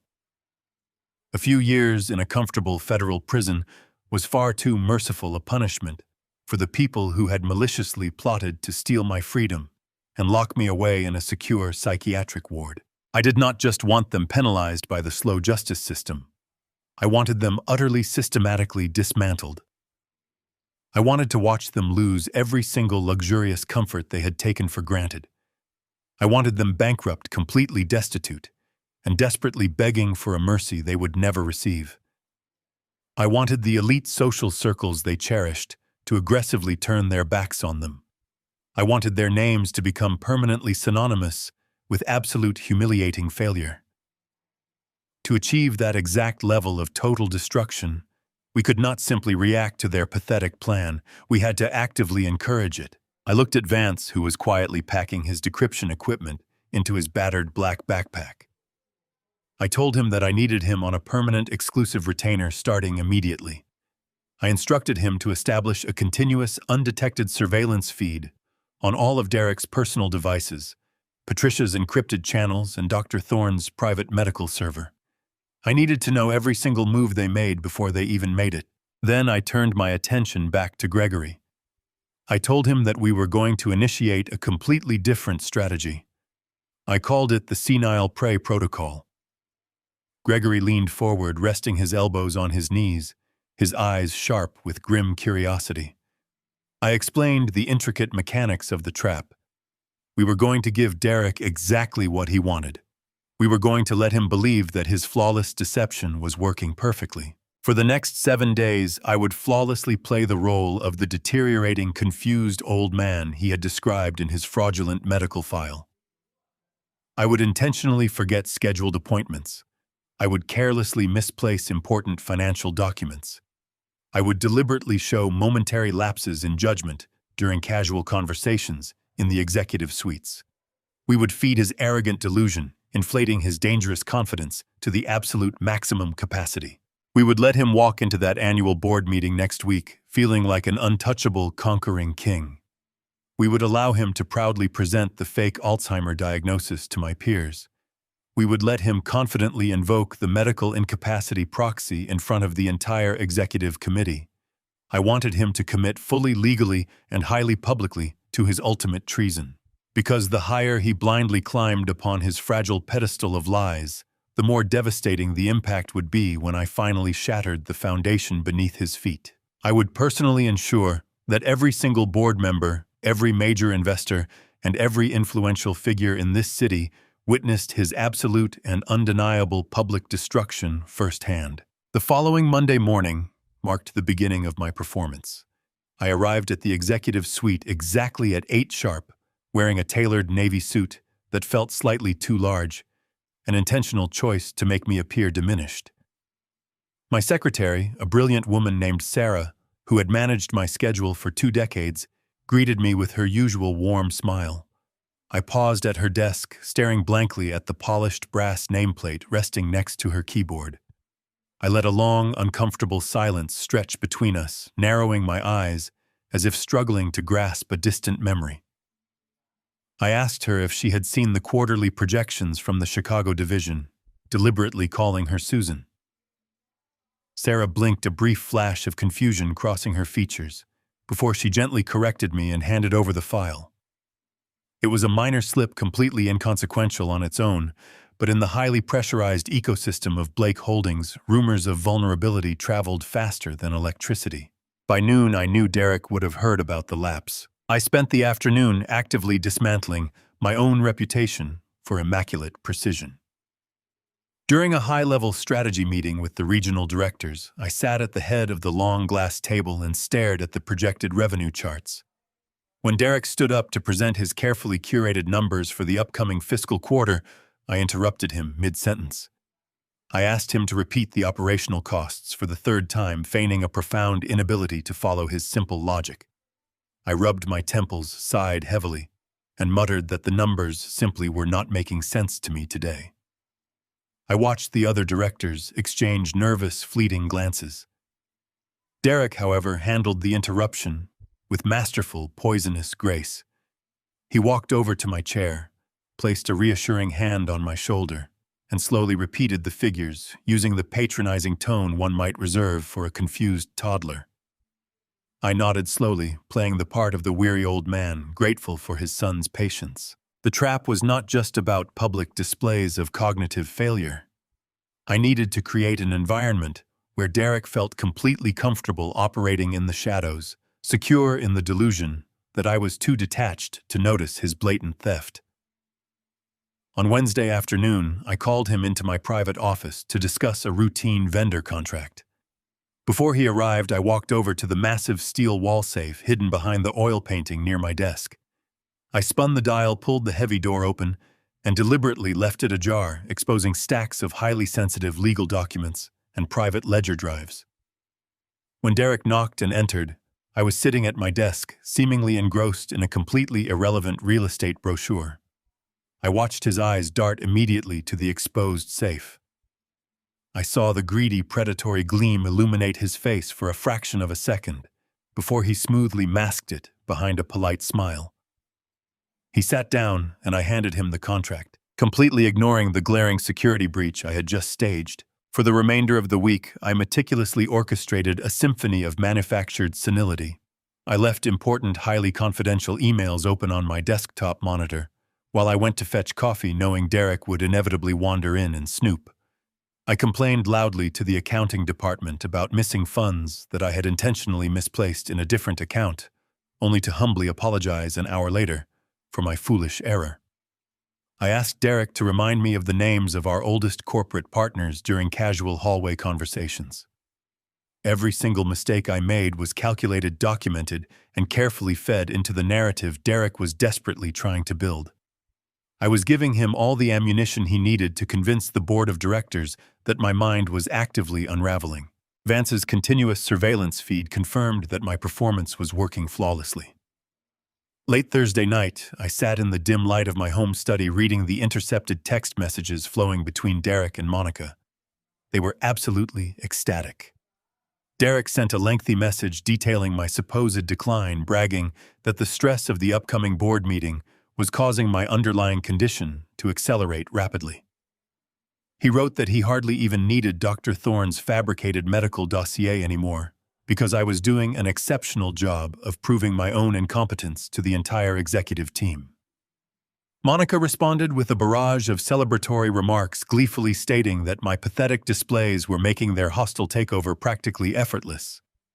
They were convinced that my mind was crumbling under the weight of my own legacy, leaving the throne perfectly unguarded. Their arrogance blinded them to the reality of the situation. By Friday, Derek had completely dropped his guard. Emboldened by my apparent deterioration, he began authorizing even larger transfers to Lumina Design, pushing through invoices with reckless, sloppy speed. He stopped covering his digital tracks, assuming that the clueless old man weeping over forgotten names would never bother to check the internal routing logs. He even held a private phone call with Patricia from his office, a conversation Vance easily intercepted, where they openly discussed the exact timeline for moving me to the secure suburban nursing facility. They laughed about how quickly they could pack my belongings, confident that I would be too confused to mount any sort of meaningful resistance. I listened to the recording of that phone call while pouring myself a measure of scotch. The sheer cruelty of their joy was staggering, yet it only served to harden the ice in my veins. They genuinely believed they had won. They thought they had successfully outsmarted the architect of Blake Holdings, reducing me to a helpless pawn in their grand scheme. But they had failed to realize the fundamental rule of the corporate jungle. A true predator never reveals its strength until the exact moment it strikes. My manufactured weakness was the ultimate weapon, a carefully woven net designed to entangle them in their own boundless greed. As the weekend approached, the stage for the annual board meeting was set perfectly. The board members were flying in from across the country, their minds already primed by the subtle rumors of my failing health that Derek had so diligently planted. The fabricated medical dossier was printed, signed, and ready to be presented as the definitive proof of my demise. Derek had his tragic speech memorized, and Monica was practically measuring my office for new curtains. They were marching blindly toward the precipice, intoxicated by the illusion of absolute victory. And I was standing quietly in the shadows, holding the hammer that would shatter their world into a million jagged pieces. I spent Sunday evening reviewing my final preparations with Gregory and Vance. Every single piece of our evidence was properly secured. Every single legal countermeasure was firmly locked into place. I looked at the two trusted men sitting across from me, knowing that tomorrow morning would fundamentally change my family forever. Derek wanted to treat my business like a ruthless game. Tomorrow he would finally learn exactly what happens when you force a master player back onto the board. He would fall hard, and he would never recover. Monday morning arrived, matching the bleak atmosphere I needed to project. I arrived at the executive suite early to set the physical stage for the grand deception. I instructed Sarah to keep the velvet blinds in my office drawn shut, casting the room in a dim shadow.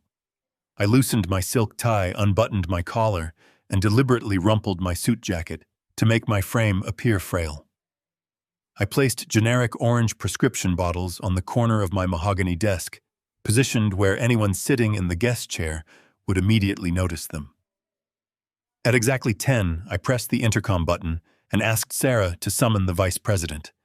I infused my voice with a slight waver, a subtle auditory cue of vulnerability. Derek arrived less than 3 minutes later. He knocked softly, pushing the door open, with an expression of manufactured concern he had clearly practiced. He stepped into the office, his eyes locking onto the prescription bottles before scanning my disheveled appearance. A brief flash of predatory satisfaction illuminated his features, though he quickly buried it beneath a mask of dutiful affection. He approached the desk slowly, like approaching a wounded animal. He asked if I was feeling well, noting the office was unusually dark, and I looked incredibly tired. I sighed, a long breath pulling from the bottom of my lungs.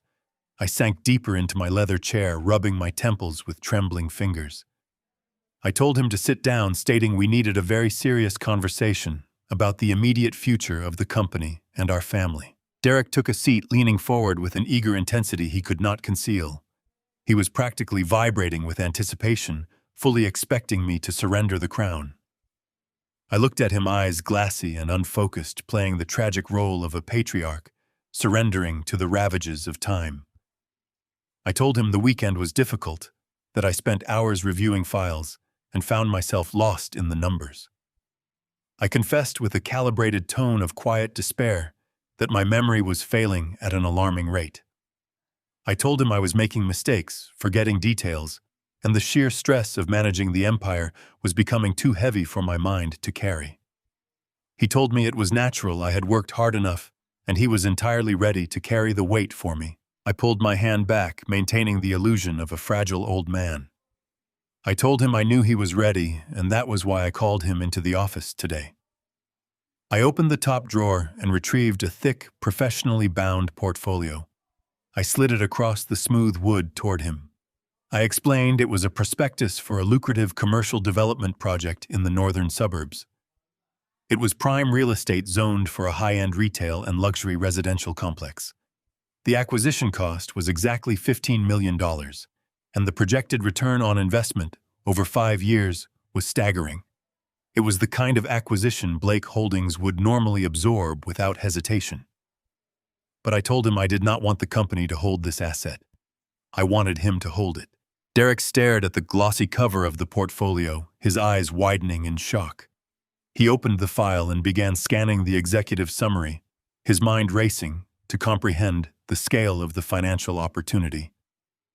I leaned forward, lowering my voice to a raspy conspiratorial whisper. Son, my mind isn't what it used to be. There's a highly lucrative $15 million suburban commercial land deal.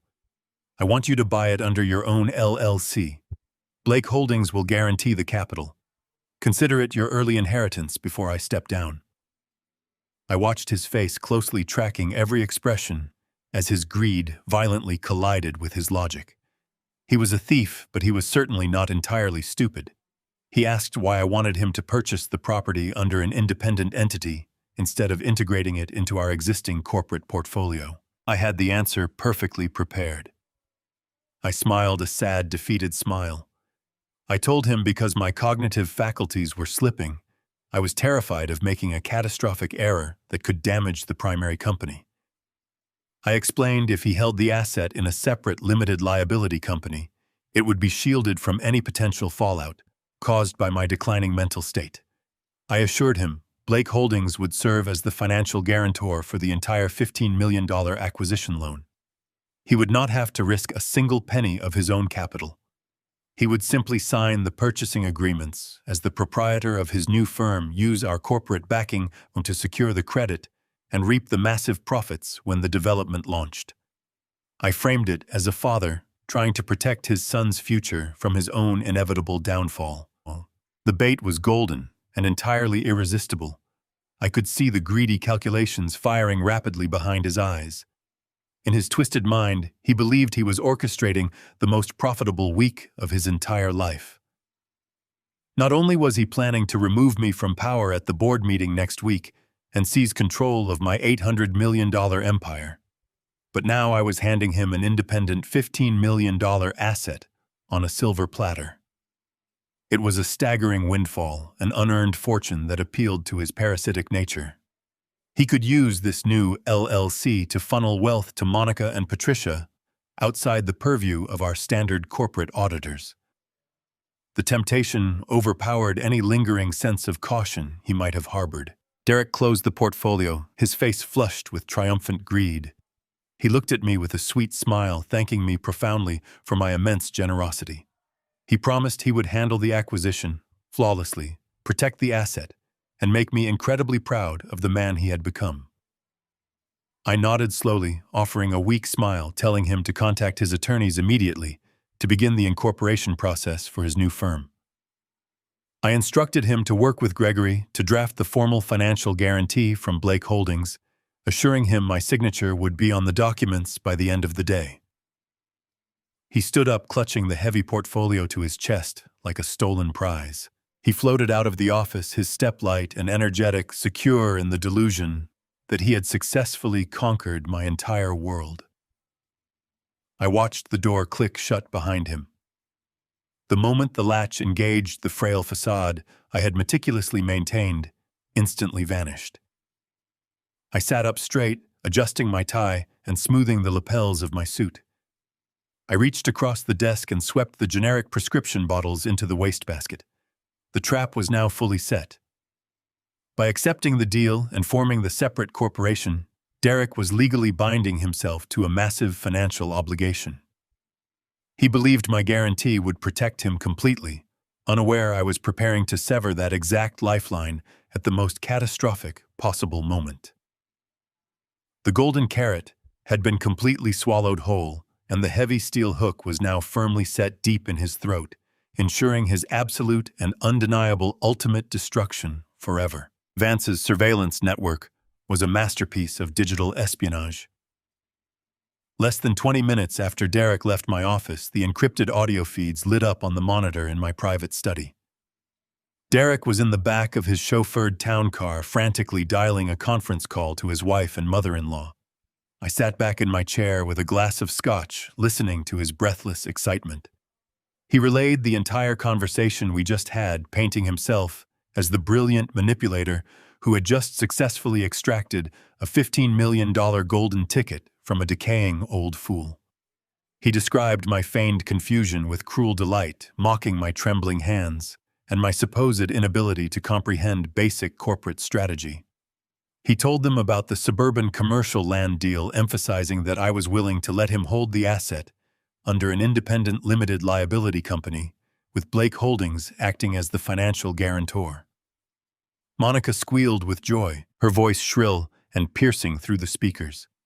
She immediately began calculating how much the eventual profits would boost their offshore accounts. But Patricia was silent. When she finally spoke, her voice was low, calculating, and dripping with an insatiable, venomous greed. Patricia told Derek to stop celebrating and start thinking like a true predator. She analyzed my offer with the suspicious mind of a seasoned grifter. She pointed out that if Blake Holdings acted as the formal guarantor for the $15 million loan, the corporate board of directors would inevitably demand a thorough review of the transaction. They would require regular audits of the development, and they would undoubtedly claim a significant percentage of the final profits as a condition of assuming the financial risk.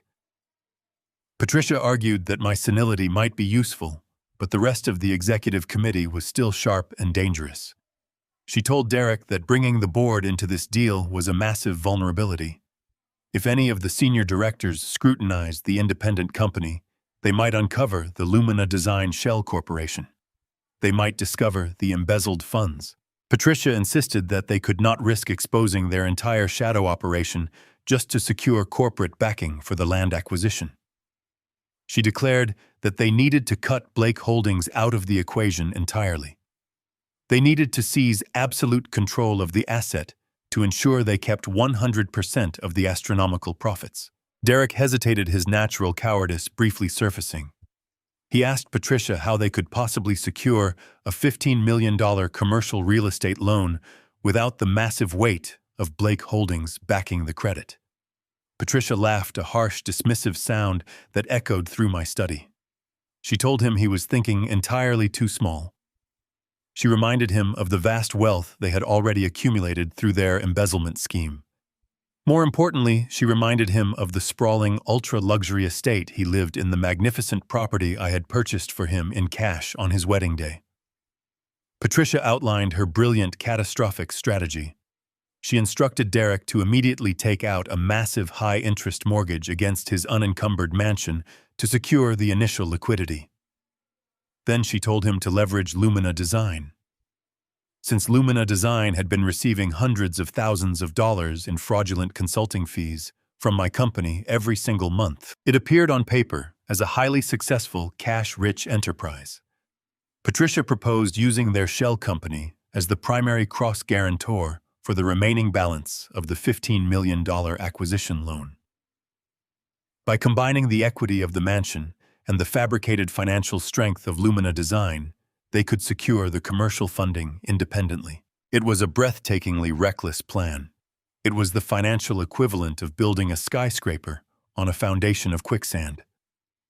If anything went wrong with the suburban development, if the zoning fell through or the market shifted, they would be personally responsible for a staggering, inescapable mountain of high-interest debt. They would lose the mansion, the shell company would be exposed, and they would be utterly ruined. But their arrogance blinded them to the peril. They were completely intoxicated by the prospect of keeping $15 million in real estate equity entirely hidden from my board of directors. Monica cheered the idea, already planning how to spend the exclusive profits. Derek, ever the obedient, predictably greedy puppet, swallowed his mother-in-law's terrible advice without a second thought. He praised Patricia for her genius, entirely convinced that they were outmaneuvering my supposed safety measures and securing their ultimate financial independence. I listened to their triumphant laughter, feeling a profound, chilling satisfaction. I had offered them a rope, and Patricia had eagerly tied it into a noose for all of them. Over the next 48 hours, Vance and Gregory monitored a flurry of frantic, reckless financial activity. Derek moved with a desperate speed, terrified that my fleeting moment of supposed generosity might vanish if my mind deteriorated further. He contacted a predatory private lending firm, the kind of institution that charged astronomical interest rates, but asked very few questions. He rushed through a massive mortgage application, leveraging every single ounce of equity in his luxurious home. Simultaneously, Patricia finalized the paperwork to bind Lumina Design as the corporate guarantor, submitting their fraudulent bank statements as proof of financial solvency. They were moving so fast, so completely blinded by the scent of unearned millions, that they failed to read the aggressive penalty clauses buried in the fine print of the private loan agreements. By Friday morning, the trap was perfectly primed. Vance intercepted the digital transmission of the final purchasing contracts from the private lenders. I sat at my mahogany desk, watching the live feed as Derek and Patricia logged into the secure portal to execute the documents. They were sitting in Derek's home office, sipping expensive coffee, completely unaware that their every keystroke was being recorded. I watched the cursor move across the screen. I watched Derek apply his digital signature to the primary loan agreement, legally tying his personal estate to the massive commercial debt. A moment later, Patricia applied her signature as the registered agent of Lumina Design, formally binding the shell company to the cross guarantee. The digital stamps locked into place, sealing their fate with absolute binding legal certainty. They had just voluntarily chained themselves to a $15 million anvil entirely of their own free will. I slowly leaned back, a cold smile spreading across my face. The execution was flawless. They had bypassed my corporate protection entirely, choosing instead to risk their own stolen wealth and their personal sanctuary out of pure, unadulterated greed. They thought they secured their kingdom. They thought the board meeting would be a mere formality, a simple crowning ceremony where they would lock away the senile old man and inherit the earth. They had no idea that the ground beneath them had just hollowed out. I called Gregory and told him the signatures were confirmed. I instructed him to prepare the final phase of our operation for Monday morning. The very long game was finally over. It was time to pull the lever and watch them fall straight into the abyss they built. Monday morning arrived with a crisp, bitter chill that perfectly matched the atmosphere inside my private study. I had asked Gregory to meet me at my home long before the sun even breached the city skyline. We needed absolute privacy for this final briefing, far away from the corporate offices and the prying eyes of my son. Gregory arrived at exactly 5 o'clock, carrying the familiar heavy leather briefcase. He looked exhausted, yet there was a distinct, sharp gleam of professional triumph in his eyes. He sat down in the leather armchair across from my desk and accepted the black coffee I poured for him. He did not speak immediately. He simply opened his briefcase and withdrew a thick, official-looking dossier bound in stark red government folders. He placed it gently on the table between us. "It is done," Gregory said, his voice a low, steady rumble. "The county registrar officially processed the deeds at midnight. Derek and Patricia are now the sole undisputed legal owners of the suburban commercial parcel." I leaned back in my chair, taking a slow sip of my coffee. The liquid was scalding, but I barely felt it. "And the financial structure?" I asked. "I executed exactly as they planned, driven entirely by their own unmitigated greed," Gregory confirmed. "Derek holds the primary deed under his newly formed limited liability company. The purchase was funded entirely by the high-interest private mortgage he took out against his residential estate. Lumina Design, Patricia's fraudulent shell corporation, is listed as the primary cross-guarantor. Blake Holdings is completely legally severed from the entire transaction. They explicitly removed our corporate guarantee clauses in their frantic rush to keep the non-existent profits entirely for themselves." I nodded, letting a cold, grim satisfaction settle over me. "Show me the environmental reports, Gregory." Gregory opened the red folder and slid a highly classified, heavily redacted federal document across the table. It was an Environmental Protection Agency geological survey. To the untrained eye, or to an arrogant amateur like my son, the $15 million suburban property looked like an absolute goldmine. It was strategically located near major transit arteries and surrounded by affluent neighborhoods. On the surface, it was the perfect canvas for a luxury retail and residential complex. But Derek had been so blinded by the golden carrot I dangled in front of him, so eager to steal the prize before I supposedly lost my mind, that he never bothered to commission an independent soil analysis. He relied entirely on the outdated superficial survey I had deliberately included in the portfolio, a survey that conveniently omitted the deep history of the land. The property, Gregory began tapping a specific paragraph on the federal document, was home to an unregulated chemical manufacturing plant in the 1950s. Before environmental oversight existed, they dumped thousands of gallons of heavy metals, volatile organic compounds, and highly corrosive industrial solvents directly into the ground. Decades ago, the factory was bulldozed and paved over, hiding the poison deep within the soil. I stared at the chemical breakdown listed on the page, and its current federal status. It was quietly classified as a federal Superfund site exactly 3 weeks ago, Gregory replied, a tight, merciless smile touching the corners of his mouth. The federal government has mandated an immediate catastrophic environmental remediation protocol. The toxic plume has begun to migrate toward the local water table. The land is completely unbuildable, entirely toxic, and absolutely worthless. The sheer brilliance of the trap hummed in my veins. A federal Superfund designation is the ultimate nightmare in commercial real estate. It is a financial black hole.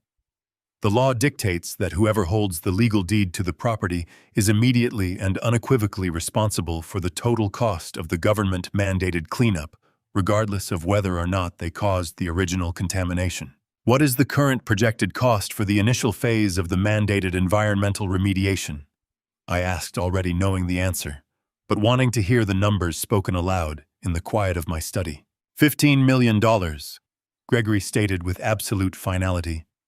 That is just the preliminary estimate to excavate and process the contaminated soil. It does not include the ongoing federal fines, the legal penalties, or the secondary water table decontamination protocols. And because the liability is federally mandated, it cannot be discharged in a standard bankruptcy proceeding. I closed the red folder, running my hand over the smooth paper. Derek thought he had stolen a $15 million asset. In reality, he had just voluntarily purchased a $15 million federal liability.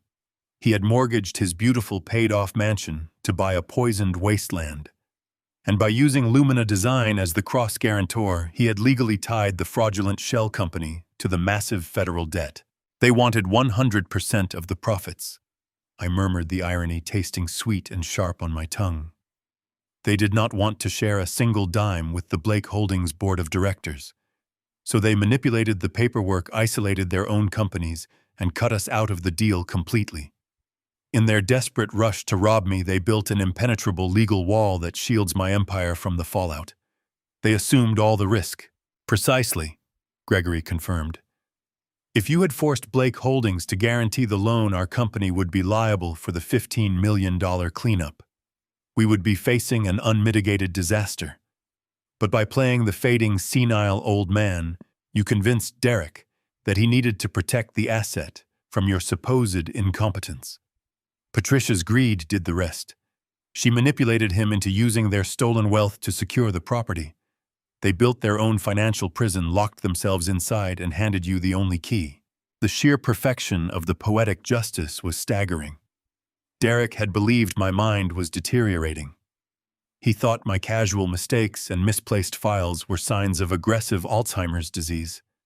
He never considered that a man who had spent 4 decades navigating the most treacherous corporate waters in the world might be leading him into a carefully orchestrated ambush. He had looked at the property portfolio and saw a shortcut to unimaginable wealth. He failed to realize that the shortcut led directly off a cliff. What happens when the private lenders realize the collateral they accepted is a toxic Superfund site? I asked, looking out the window, as the first light of dawn began to paint the sky in shades of bruised purple and gray. The private lenders will immediately call in the loan, Gregory explained, his tone completely devoid of pity. They will seize Derek's residential estate by the end of the month. They will aggressively liquidate his personal bank accounts to cover the massive deficit. Then the federal government will pursue Lumina Design for the outstanding environmental cleanup costs. When the federal auditors open up Lumina Design's books to seize their assets, they will instantly discover the embezzled funds.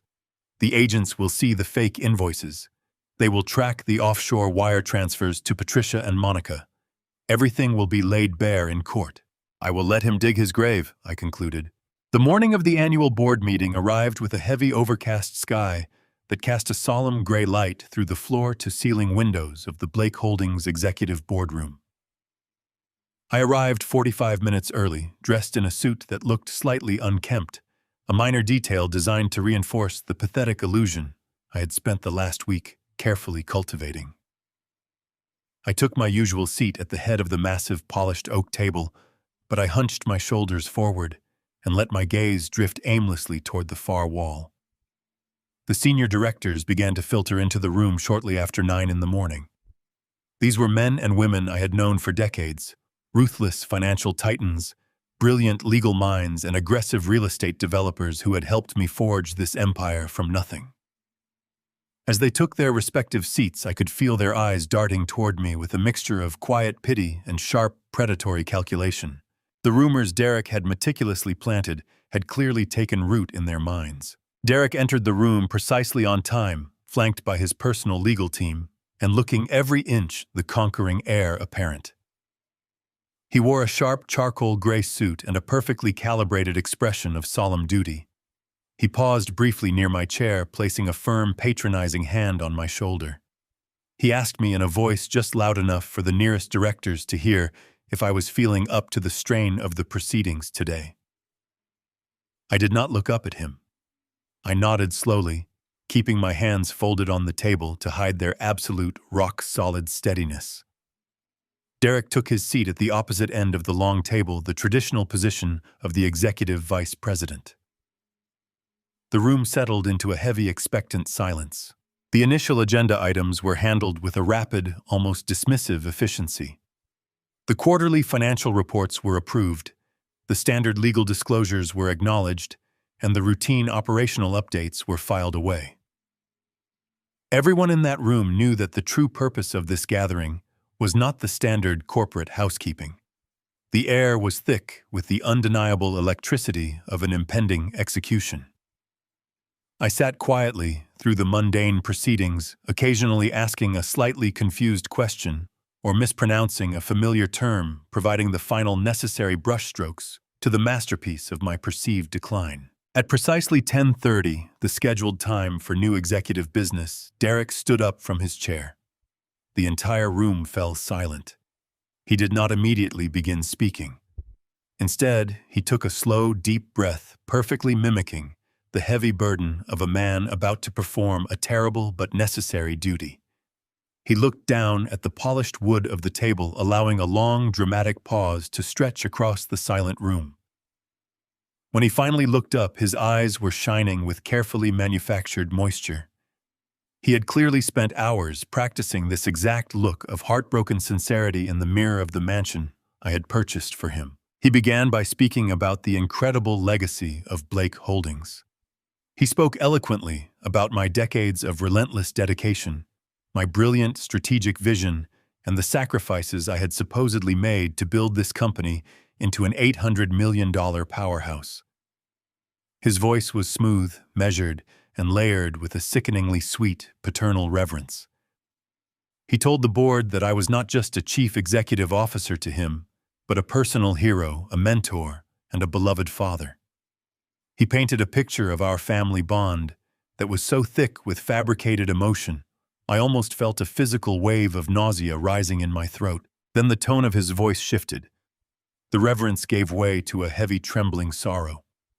He announced to the silent room that sometimes the greatest act of love a son could perform was recognizing when his hero could no longer fight his own battles. He stated that over the past 6 months, he and the family had noticed a severe, heartbreaking decline in my cognitive abilities.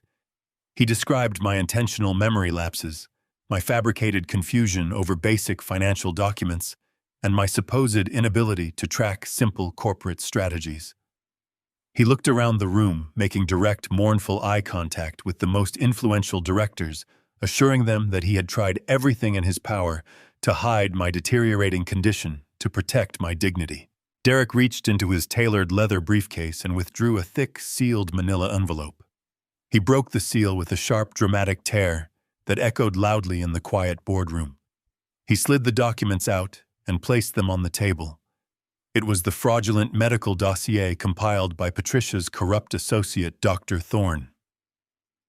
Derek announced that he had recently convinced me to undergo a comprehensive, independent neurological evaluation. He stated, his voice cracking with a perfectly timed sob, that the results were absolutely devastating. He instructed his legal counsel to distribute certified copies of the medical file to every single board member sitting at the table. I watched quietly as the thick packets of forged documents were passed down the line.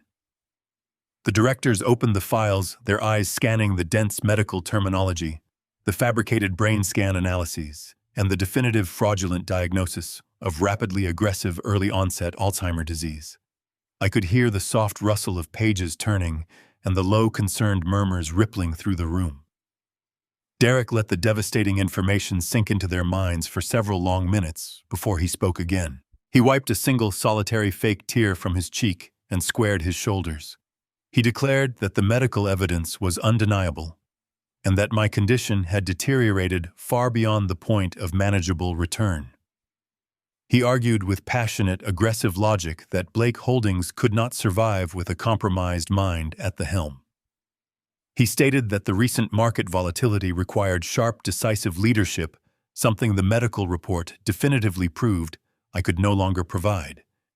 He played the role of the dutiful corporate protector flawlessly, insisting that he was not seeking power for himself, but rather stepping up to shield his father's magnificent legacy from ruin. He reminded the board of the specific obscure clause buried deep within our corporate bylaws, the medical incapacity proxy. He stated that the foundational documents clearly dictated that in the event of severe medically certified cognitive decline, the board had a fiduciary duty to enact an immediate involuntary transfer of executive power to the active vice president. He looked directly at me, his eyes completely devoid of warmth despite his mournful tone. He told the board that it was time to let the old lion rest. With a final heavy sigh, Derek formally submitted the forged medical dossier into the official corporate record. He then made his final deadly move. Acting as the deeply concerned, loving son doing what was absolutely necessary for his sick father, he formally requested an immediate binding vote. He asked the board of directors to enact the proxy, permanently strip me of all corporate authority, and transfer absolute uncontested executive power of Blake Holdings directly to him. The trap was finally and completely sprung for everyone to clearly witness. The heavy silence following his dramatic plea hung over the boardroom like fog. Directors turned their gazes toward me, their expressions a mixture of pity and hesitation. They waited for my reaction, expecting the confused outburst of a man whose mind was slipping away. Derek remained standing at the far end of the glass table, maintaining his pose of a heartbroken son performing a terrible duty. He looked into my eyes, a silent challenge masked beneath manufactured grief. I did not shout or pound my fists. Instead, I leaned back slowly in my leather chair, letting out a soft chuckle that caused a ripple of confusion to wash over the room. The chuckle grew into a genuine, relaxed smile. I reached under the edge of my desk and pressed a discreet silver button. Instantly, the double doors at the rear of the boardroom swung open with a loud thud. The noise broke the tension in the room. Every head at the table snapped around in alarm. Derek flinched, his perfectly crafted mask slipping as he stared toward the entrance. Gregory walked into the room, his stride calm and projecting absolute authority. My trusted legal counsel was not alone. Flanking him were two individuals whose presence instantly shifted the atmosphere from a corporate dispute to a criminal investigation. They were tall men dressed in dark suits, their badges identifying them as agents of the Financial Crimes Division of the Federal Bureau of Investigation were prominently displayed. Behind them, shuffling nervously and looking as though he might collapse at any moment, was a man the board had never met, but whose name was printed on every single medical document sitting in front of them. It was Dr. Thorne, the corrupt neurologist Patricia hired to fabricate my decline. He was a pathetic sight. His face was pale slick with nervous sweat. He clutched a leather portfolio to his chest like a shield, his eyes darting frantically around the room before fixing on the floor. He refused to look up. A wave of bewildered murmurs erupted from the directors. The chairman of the board stood up, demanding to know the meaning of this interruption. I held up my hand, silencing the room with a simple, authoritative gesture I had not used in weeks. The sudden clarity and absolute command in my voice caused several directors to blink in visible surprise. I calmly addressed the room, thanking Derek for his touching, albeit entirely fictional, performance. I watched my son's face drain of color, the triumphant flush of victory vanishing instantly, replaced by a creeping, icy dread. I gestured toward the trembling physician near the doorway. I informed the board that before they cast any votes regarding my capacity, they needed to hear from the man who supposedly diagnosed me. Gregory stepped forward formally, introducing the federal agents and Dr. Thorne. He explained that Dr. Thorne was present under a specific federally mandated plea agreement. The authorities intercepted communications proving beyond doubt that the medical dossier sitting on the table was a complete forgery. Thorne had accepted a substantial bribe from Lumina Design to falsify records, a severe felony threatening his license and freedom. To avoid the maximum penalty, the doctor agreed to wear a wire during his final meeting with Patricia, providing full testimony regarding the entire conspiracy. The boardroom erupted into stunned chaos. Directors flipped rapidly through the fraudulent medical files. Derek stood frozen at the end of the table, his mouth opening and closing without producing a sound. The illusion of the dutiful, loving son shattered instantly, revealing the terrified, cornered thief beneath. One of the federal agents stepped forward, his voice a flat professional monotone that cut through the noise. He addressed the board directly, stating that the Federal Bureau of Investigation had been monitoring an extensive money laundering and corporate embezzlement ring operating through my son's office. He explained that millions of dollars had been siphoned from Blake Holdings under the guise of fake consulting fees and funneled directly into offshore accounts controlled by Derek and his mother-in-law. The agent turned his gaze toward Derek, whose knuckles were completely white from gripping the table's edge. He announced that the Financial Crimes Division had just executed a coordinated raid on Lumina Design's primary offices and Derek's residential estate. He detailed the incredible financial trap Derek had blindly walked into 3 days prior. He explained to the horrified board that the vice president had used embezzled funds and his personal mansion to secure a $15 million commercial loan for a property he believed would make him independently wealthy. Gregory took over, delivering the final devastating blow with surgical precision. He projected the federal environmental reports onto the large monitor at the front of the room. He explained to the bewildered executives that the property Derek had purchased was a federally designated toxic waste site. He detailed the Superfund status, the massive chemical contamination, and the unyielding legal liability that came with the deed. He made it clear that because Derek had acted out of pure greed, secretly hiding the transaction through his own personal corporation and utilizing Lumina Design as a cross-guarantor, Blake Holdings was entirely shielded from the massive federal cleanup debt. I sat quietly in my chair, watching my son absorb the totality of his destruction. His knees buckled slightly, and he collapsed back into his seat, his eyes wide with a horrified, disbelieving panic. He realized in that agonizing moment that every step he had taken over the past month had been carefully anticipated and orchestrated by the man he thought he was outsmarting. The senile old fool he had mocked behind closed doors had flawlessly maneuvered him into assuming a massive, inescapable, toxic debt, while simultaneously delivering him directly into federal custody. The second federal agent walked slowly down the length of the long glass table. The heavy silence returned, broken only by the sharp, rhythmic sound of the agent's footsteps. He stopped directly behind Derek's chair. He calmly asked my son to stand up and place his hands behind his back. The metallic click of the handcuffs echoing through the executive boardroom was the loudest sound I had ever heard. The board members watched in absolute paralyzed shock as the vice president of Blake Holdings was formally arrested for corporate espionage, felony embezzlement, and federal wire fraud. I stood up from my chair, feeling a sudden weight lift from my shoulders. The tailored suit no longer felt too large. My posture was perfectly straight, my mind sharper than it had been in decades. I looked down at my son, who was weeping pathetic tears as the agents pulled him away from the table. There was no mercy left in my heart, only the cold, satisfying resolution of a battle definitively won. I turned my attention back to the silent, staring board of directors. I calmly adjusted my tie, rested my hands firmly on the polished wood of the table, and informed them that the executive vice president had been officially terminated. It was time to resume the actual business of running my company. The heavy, solid oak doors of the boardroom remained wide open, framing the hallway, where the rest of the executive staff had gathered in stunned silence. I turned my gaze back to Derek, who was still slumped in his chair, trembling uncontrollably as the federal agents stood behind him. I took a deep breath, allowing the full weight of my authority to fill the vast room. My voice, which had been a fragile whisper just moments before, now boomed with the absolute power of a man who had forged an empire from nothing. I told him that the medical report was a pathetic forgery, a desperate illusion concocted by a coward who lacked the intelligence to build his own legacy.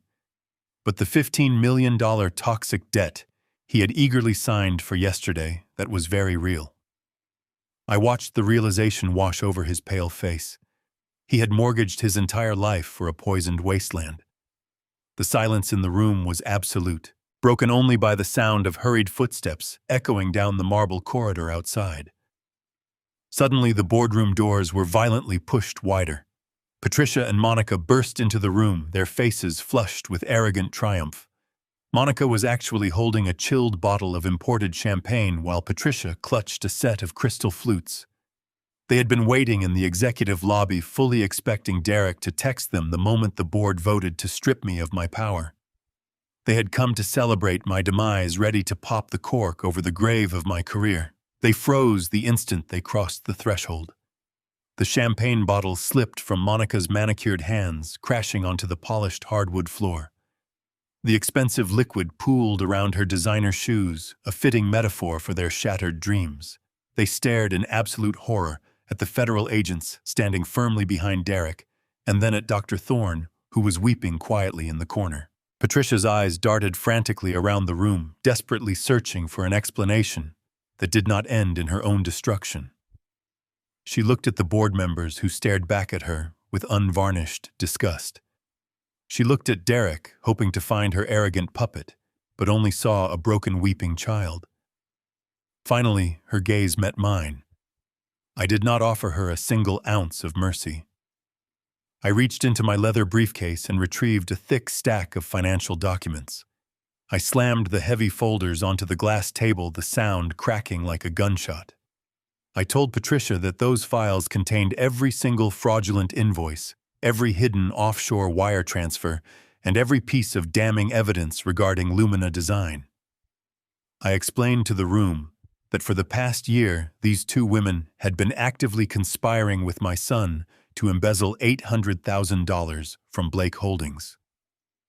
Monica let out a piercing, hysterical gasp, bringing her hands up to cover her mouth. Patricia stepped backward, shaking her head in frantic denial, insisting that it was all a terrible misunderstanding, that Derek had forced them into it. I ignored her pathetic lies. I looked directly at Derek and delivered the final crushing blow. I told him that the predatory private bank had already been notified about the fraudulent cross-guarantees they used to secure the commercial land loan. Because they had deliberately falsified Lumina Design's financial stability, the bank had triggered an immediate default clause. I informed him with cold precision that his luxurious mansion had been officially foreclosed upon this very morning. They were entirely homeless. Furthermore, the federal government was already preparing to seize their remaining assets to cover the $15 million environmental remediation penalty for the toxic waste site. They had assumed absolute personal liability. The magnitude of their ruin finally crashed down upon them, with the force of a collapsing building. Derek slid out of his leather chair and fell heavily to his knees right there on the boardroom floor. The arrogant heir apparent, the man who had confidently planned to lock me in a secure psychiatric facility, was now crawling toward my shoes. He reached out with trembling hands, pleading through agonizing sobs. He begged me to reverse the transactions, to use the massive wealth of Blake Holdings, to pay the federal fines, to save his home, to save his wife. He cried out that I was his father, that I had to protect him because he was family. I looked down at him with a detachment so profound, it felt like I was observing a stranger. I told him that he had forfeited the right to call me family the moment he conspired to erase my existence. Patricia began to scream in raw, unfiltered panic. She shrieked that she was a respected member of society, that she could not go to prison, that her reputation would be destroyed. One of the federal agents stepped forward calmly, producing a secondary arrest warrant bearing Patricia's name. He informed her that the Federal Bureau of Investigation was not concerned with her social standing, only with the $800,000 she had actively helped steal from my corporation. Monica fell back against the wall, sliding down to the floor, as she realized that her life of endless luxury was permanently over. She would be left with nothing but the memory of the wealth she had so greedily tried to steal. The boardroom remained completely silent, every director watching the spectacular collapse of the conspiracy. I stepped away from Derek, ensuring my polished shoes remained perfectly clean.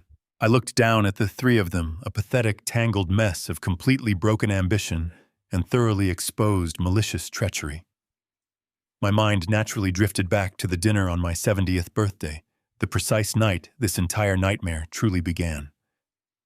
I remembered sitting at the head of my dining table, surrounded by the people I had supported and loved, feeling an invisible wall of deception rising between us.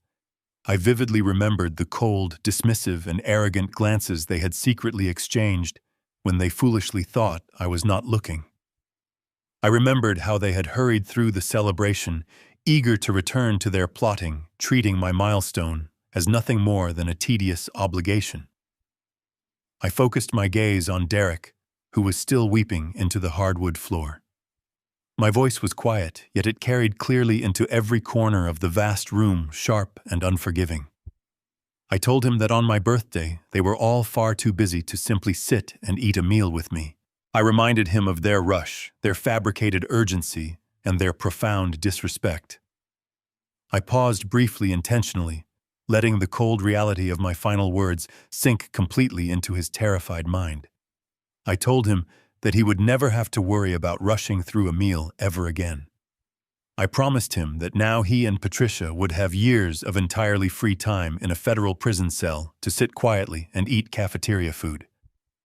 I gave a brief nod to the federal agents. The armed agents immediately moved forward simultaneously. The heavy metallic click of the handcuffs echoed through the silent room, permanently finalizing their total, absolute destruction. Monica watched in absolute terror as the federal agents escorted her weeping husband and her screaming mother out of the executive boardroom. She had miraculously managed to keep her signature off the official purchasing documents and the fraudulent corporate shell accounts, shielding herself from immediate federal indictment.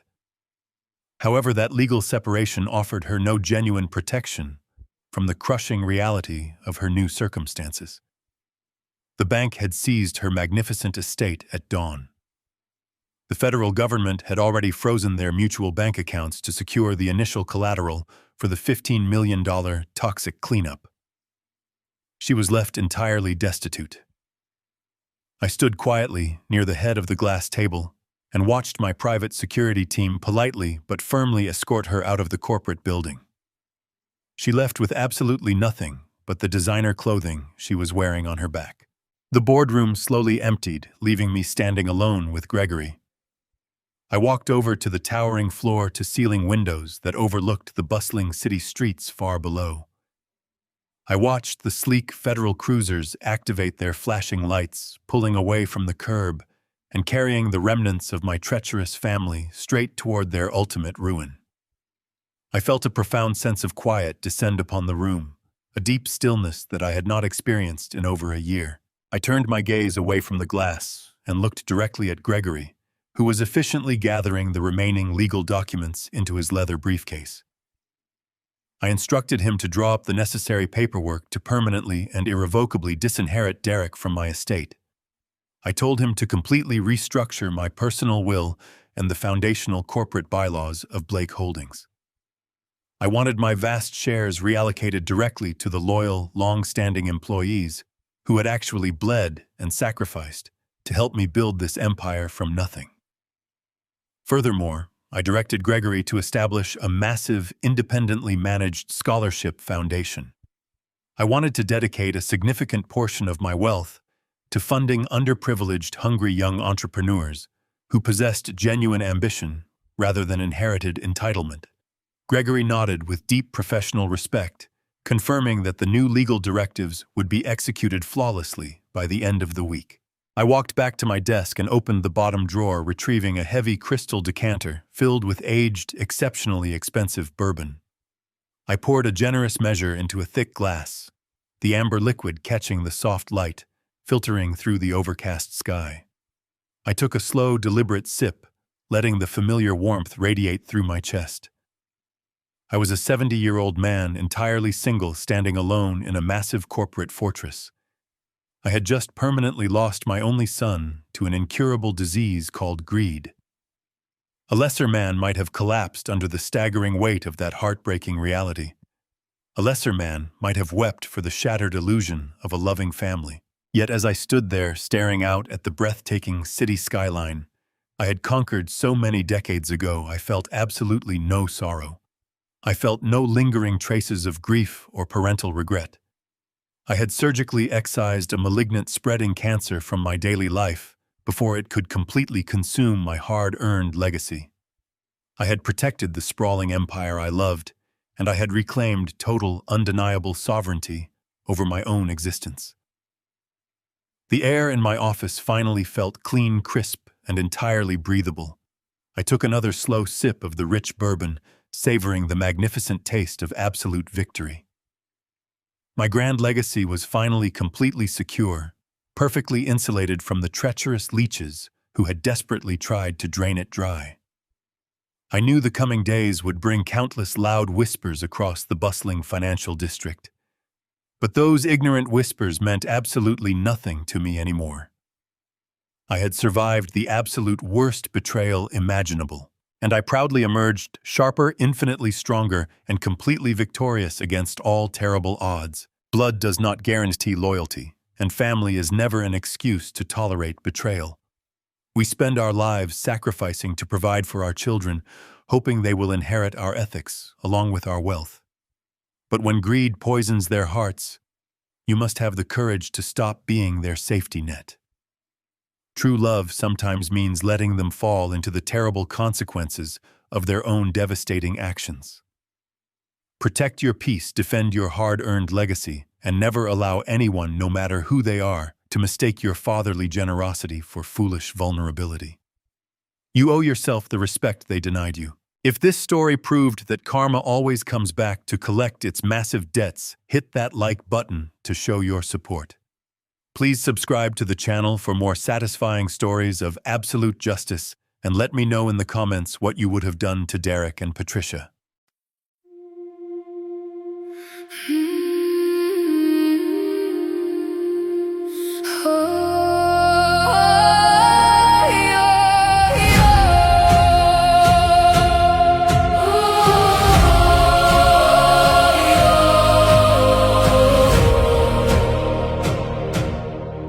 I used to ride upon your shoulders, thinking you could touch the sky. Every road felt less uncertain when I saw the world through your eyes. You were stronger than the mountains, taller than the northern pines. And when the winter winds were coming, you would stand between them and I. Time kept moving like the river, years slipped slowly out to sea. But no matter where me. You were always part of me. I am my Father's daughter.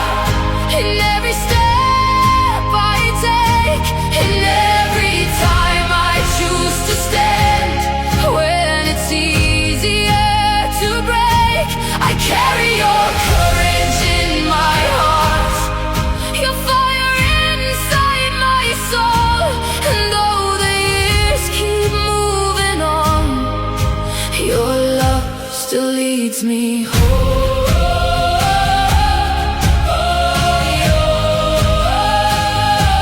You taught me strength is not in power, but in kindness when it's hard. You taught me how to keep on going when the road grows cold and dark. Every lesson, every story, every laugh around the flame lies within me like an echo, calling softly through my name. And when I face my greatest battles, when I feel I can't go on, I can hear your voice beside me saying, child, you're stronger than you know.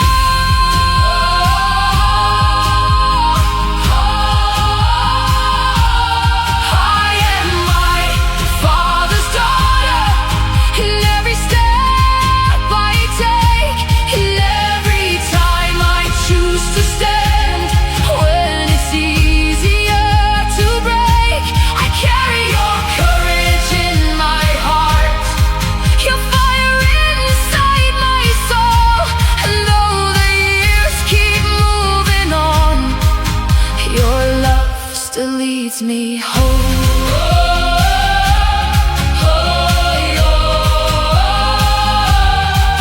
One day the snow will cover footprints, one day the fire will burn low, but the things a father gives his daughter are the things that never go. Not the gold or not the stories, not the battles that he won, but the quiet way he loved her and the woman she becomes. I am my Father's daughter, and I always will remain. Through every triumph, every loss, through every joy and every pain, the world may change around me, the stars may fade above, but I will always carry with me my Father's endless love. And when they ask me who I am, I'll smile and answer softly.